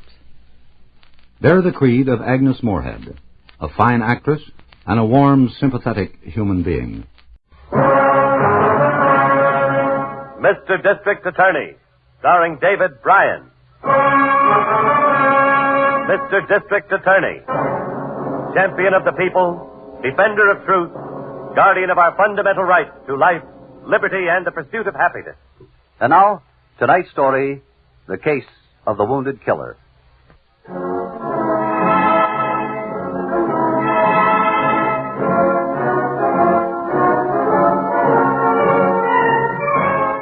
And now, here is our star, David Bryan, as Paul Garrett, Mr. District Attorney.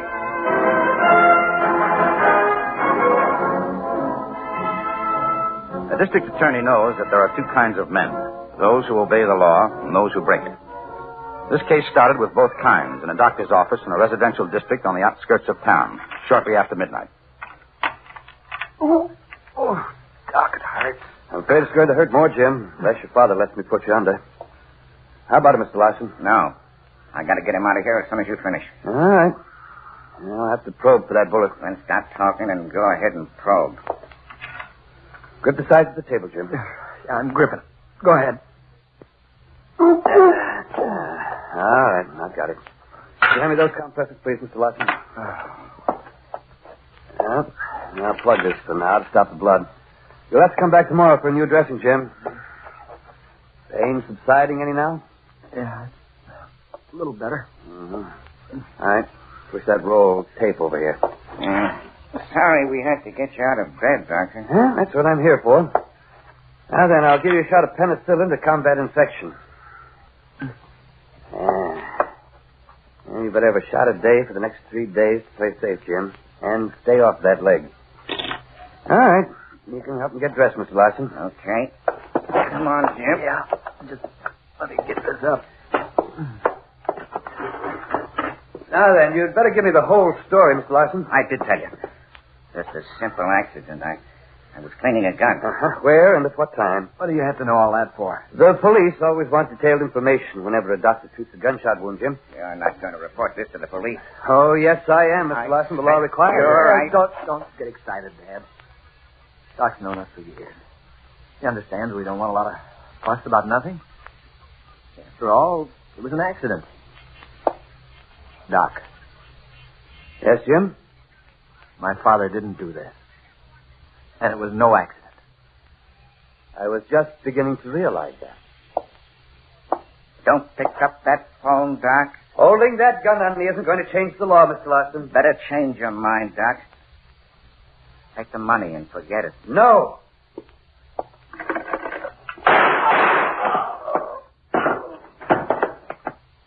You better make sure he's dead. He's dead, all right. We might as well be wanted for 2 killings as 1. I'd have found out about the stockyard guard if I let him make that call. We better get out of here. Yeah. We're going to have to take care of that leg ourselves. We can't risk going to another doctor. Here, put your arm around me. All right. Go ahead.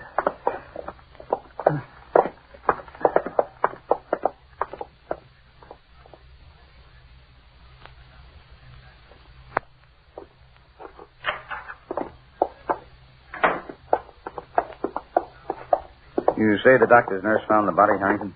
Hey, yeah, that's right, Chief. She's in this waiting room. Miss Blackburn, this is Mr. Garrett, the district attorney. Hello. Since she found the body this morning when she came to work, I asked her the same that you got. Would you mind waiting a little longer? I'll stay as long as you need me. Well, thank you. Where's the body, Harrington? In the doc's office across the hall.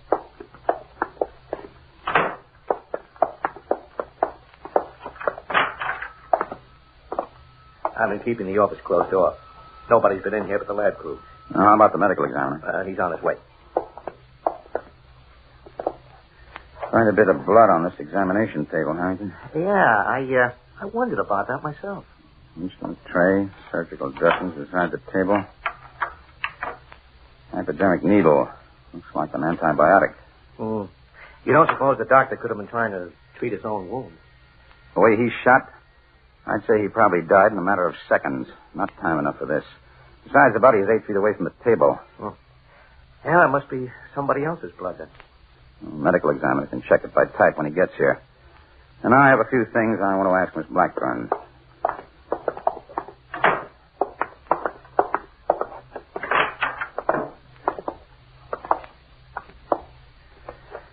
We can use some help from you now, Miss Blackburn. I'll tell you anything I can. Will you come across the hall to the office for a moment, please?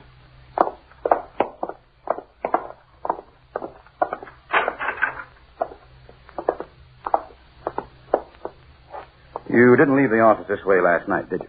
No. Everything was put away. There was a fresh pad and sheet on the examination table.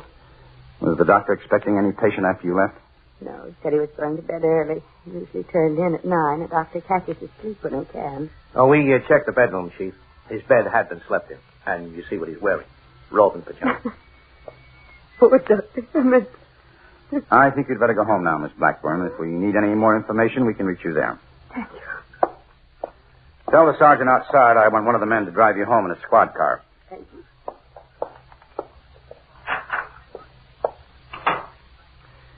Well, that settles one thing, Harrington. Dr. Hammett treated an unexpected patient last night. Somebody who got him out of bed, accepted his help, and then killed him. Yeah, but why? Well, there's only one reason I can think of. To keep him from calling the police. Look at the instruments that we used. Yeah, a probe. He'd use that digging for a bullet. I know. Had a few dug out myself. What are you looking around for? Trash container. Oh, right there next to the instrument cabinet. Some stuff in here, all right. Yeah, dump it out on this newspaper.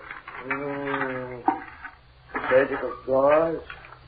Blood stain. Hey, what's that? Sleeve torn from a blue denim shirt. Must have been ripped off to bind the wound before the patient was brought here. Must have been some wound. That thing is soaked. Twist that gauze around carefully. Use a pencil. There it is. Yeah.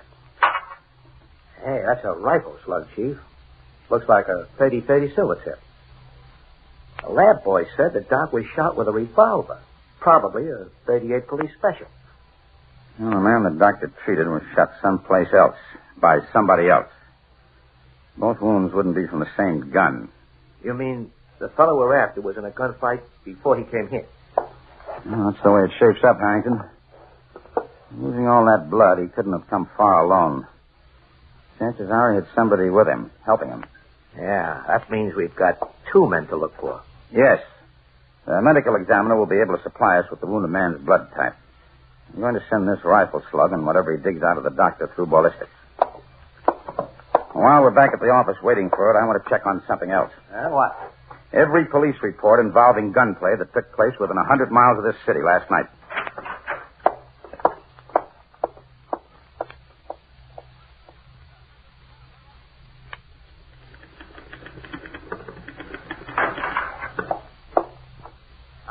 Hello, Harrington. Are those lab reports? Yep, just finished. You better take them right in. Mr. Garrett's waiting for them. How about the shooting report? Nothing yet from the county. We're waiting for outside teletype.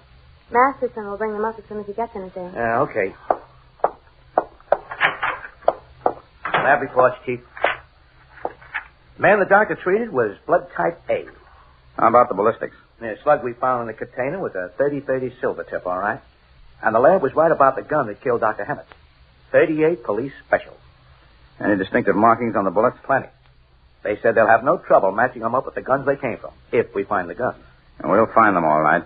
Get the... Mr. Garrett. Yes, Miss Miller. This just came in on the teletype. It's from David Corkin, the district attorney of Roebling County. Oh. And what is it, Chief? The shooting happened early last night. The guard from the stockyards near their railroad terminal was shot and killed. The body was found less than an hour ago in a cattle pen. Roebling County stockyards. Yeah, it's 70 miles from here. Think it could tie in with our case? Get a car. We're going to find out. Have Radio Division contact the Roebling County Sheriff's Office, Miss Miller. Ask them to notify Dave Corcoran that I'm on my way up to meet him. Yes, sir.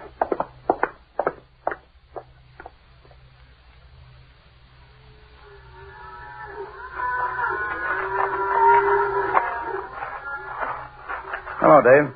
Oh, hello, Paul. Good to see you. You know my assistant, Harrington. Yeah, sure. Glad to see you again, Mr. Corcoran. What about this killing, Dave? Well, this man was a special guard. Cattle are unloaded to this terminal when they come in from the shippers. Quite a few head have been stolen in the past couple of months. I see. That's why the dead man was hired, to try and stop it. Incidentally, what's your interest in the case? Oh, both of us may be after the same killer. A doctor in my county was murdered last night after treating a gunshot wound. Do you know the caliber of the gun that killed the guard? Yes, it was a 38 police special. That's fixed, Chief. A lot of 38 police specials in circulation. We can have the slugs matched by ballistics to make sure, but we won't have to wait that long to be pretty certain if we can tie in one other thing. What? What kind of a weapon was your guard armed with? A rifle. Did he get a chance to use it? Yeah. Fired one shot at whoever killed him. He knew the doctor had been killed after treating a wound. If the caliber of the guard's rifle matches the caliber of the slug we found in the doctor's office, we're in this together. What caliber rifle are you looking for, Paul? A 30-30. Well, then we're in this together. That's what it was.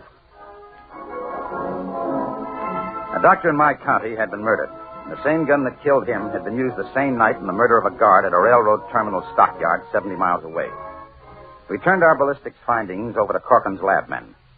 On the way back to town, Harrington and I got a scientific verification of our suspicions by shortwave radio. Corcoran's lab men had matched the bullets. It didn't take the lab boys long to compare those slugs, did it? It never does. They're a good crew. Yep. The test-firing slug they got from the guard's rifle was a perfect match for the slug Dr. Hammett removed from that patient we're looking for. We're not only looking for him, we're going to find him, whoever was with him. Yeah, and something else. You were right about it being more than one man. The man who got hit wouldn't be in any condition to drive 70 miles all by his lonesome, especially in a truck. 70 miles to get to a doctor. Yeah, pretty long haul with a bad wound. Yes, and it answers a question I've had in mind. I wonder why they didn't tie the doctor up and leave him instead of killing him. That would have given him time to get away before he could make a report to the police. What are you figuring, Chief? They had to kill Dr. Hammett to avoid positive identification. Because they knew him, and he knew them. No, I don't follow you on that. Now, look, Harrington. Dr. Hammett's house is in the suburbs, and on a side street away from the direct routes into the city center. Uh-huh. It wouldn't be easy to locate in the middle of the night unless you knew just where it was. Not only that, the killers passed through another city and a half a dozen small towns to get there. They could have gotten to 100 other doctors more easily than they got to Dr. Hammett, and a lot sooner. Yeah. Let me ask you something, Harrington. If you were shot, and you wanted to keep it off the record, but you had to be treated, what would you do? Well, I'd go to my own family doctor, of course, and hope that I could talk him out of making a report. I see what you mean now. The men we're after must live in or near the area of Dr. Hammett's office. Yes. And we can narrow it quite a bit more than that. How? They were stealing cattle. Yeah? Would you know what to do with stolen cattle? Where would you take them? What use would they be to you? Well, none unless I... Go ahead. Well, unless I happen to be a butcher or a meat wholesaler. Somebody in the meat business. Right. And those are the people we're going to check.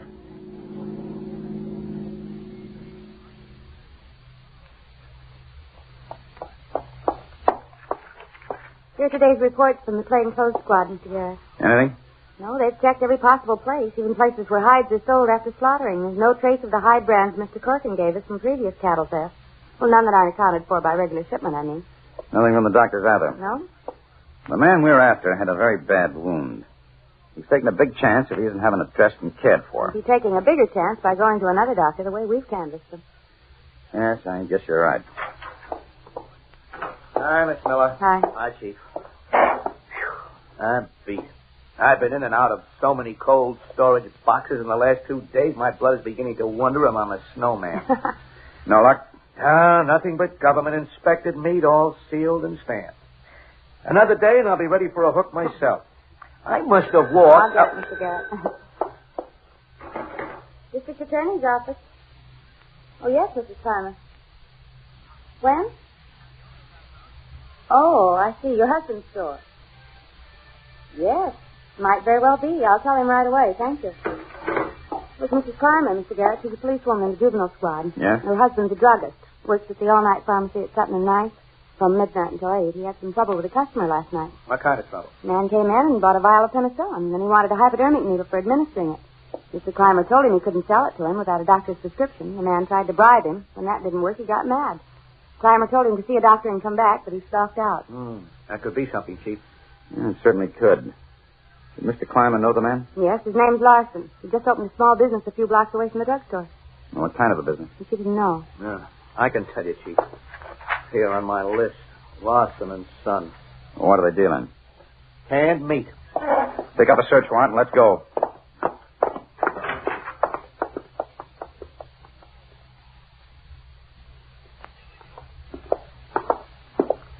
Well, we're not going to be able to identify any of this stuff, Chief. Not without the hides. I know. You tell Jeff to notify the Merchant Protection Service that we're in here on a warrant? Yeah. The door shaker will know about it when he makes his round. He's been instructed not to notify the lot. Good. Well, what's out back? Oh, small cattle pen. Nothing in it, though. I looked over the fence when we were coming around the place. Now, let's go out and make sure.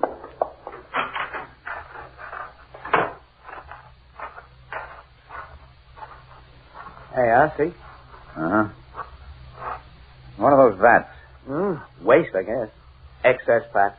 Probably sell it to some rendering plant for soap and other byproducts. Let's go back into the plant office. See if we can find their home address. I'll give you 10 to 1. I can tell you what neighborhood it will be in. I'll make it 20 if you pick any neighborhood but Dr. Hammett's.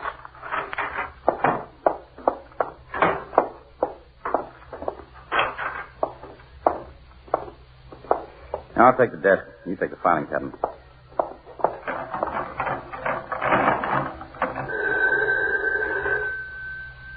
Who'd be calling here now? You think Lawson is wise? Might be for us. Hello? Mr. Garrett? Oh, yes, Miss Miller. What is it? I thought I'd better call you. A report came through from Burglary Division. It happened 20 minutes ago. What is it? Somebody broke into a drugstore, stole a tray of antibiotics and a hypodermic kit. Thanks. Talk to you later. One of the Larsons must be in bad shape, Harrington. Find that address.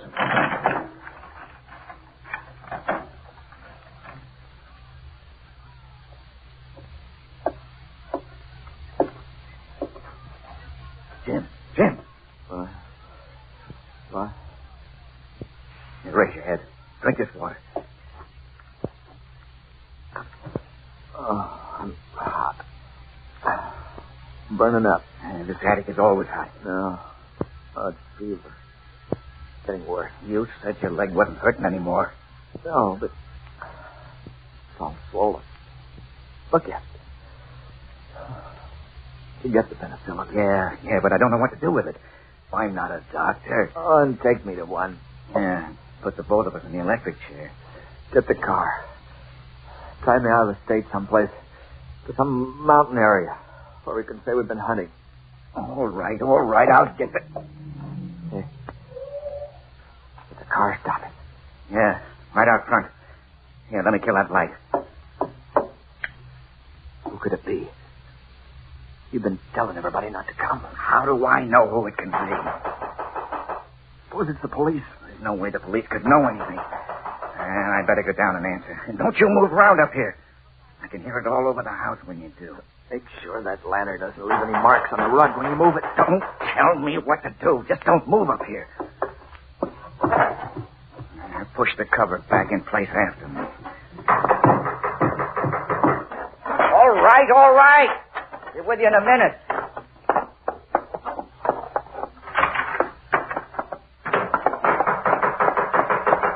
I'm coming. Now, what are you trying to do? Break the door down? From the time it took you to answer, it looked like that was what you wanted us to do. I was busy. Who are you, anyway? What do you want? My name is Garrett, Mr. Larson. I'm the district attorney. Mind if we come in? Yes, I mind. In that case, here's a warrant. What's this all about? I forgot to answer a parking ticket or something? Or something. You took a long time answering the door. I was fixing the light out in the kitchen. I yelled the first time you knocked. Wait a minute. We didn't hear you the first time. Look, what do you want? Why don't you get to the point? All right, Mr. Larson, do you own a gun? Shotgun. For duck hunting. You want to see it? No, I'd rather see a 38 police special. Never owned one. That's funny. There's a permit for one in your office files. Just before you let us in, I heard a door open and close in here. These are all open archways leading to the other rooms. Well, there's a closet there, Harrington. There's nothing in there. Just a ladder crammed in against everything. Is that what you were putting away? I told you I was fixing the light out in the kitchen, so I used the ladder. Yeah. What about it? Where's your son, Mr. Larson? Out of town. Hey, what do you want the ladder for? To take a look through that attic transom in the corner. There's nothing up there. Well, just take a look anyhow. If your son is up there, Larson, you'd better tell him not to do this the hard way. He isn't there, I told you. All right, Harrington. Look out! Chief, get out of his line. Did he hit you? No. I'll hit him if he tries to come up again. I'll kill him. Move out to the room where I can see you. You can't get out of that attic, and you know it. No, but I can blow the head off anybody who tries to come up after me. I'll see them before they see me. We don't have to come up to take you, mister. We can rake every foot of the attic with gunfire. Now, that's just a sample. We can turn the ceiling in this room into a sieve, and you with it. You'd better get down here with your father while you've still got a chance. Come on down, Jim. Come down, little kid.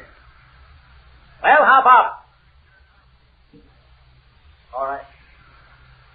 But my leg's pretty bad.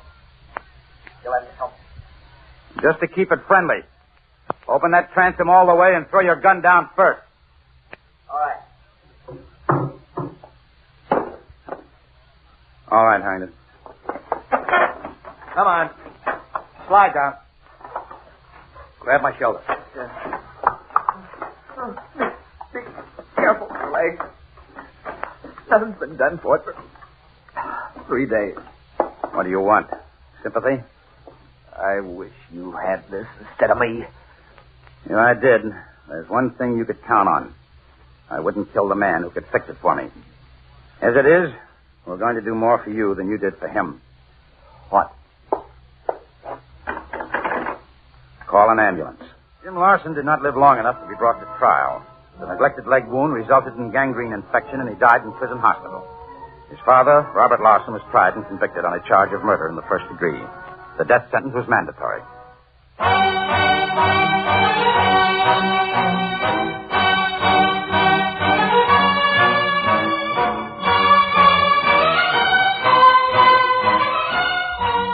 Mr. District Attorney is a presentation of the United States Armed Forces Radio and Television Service.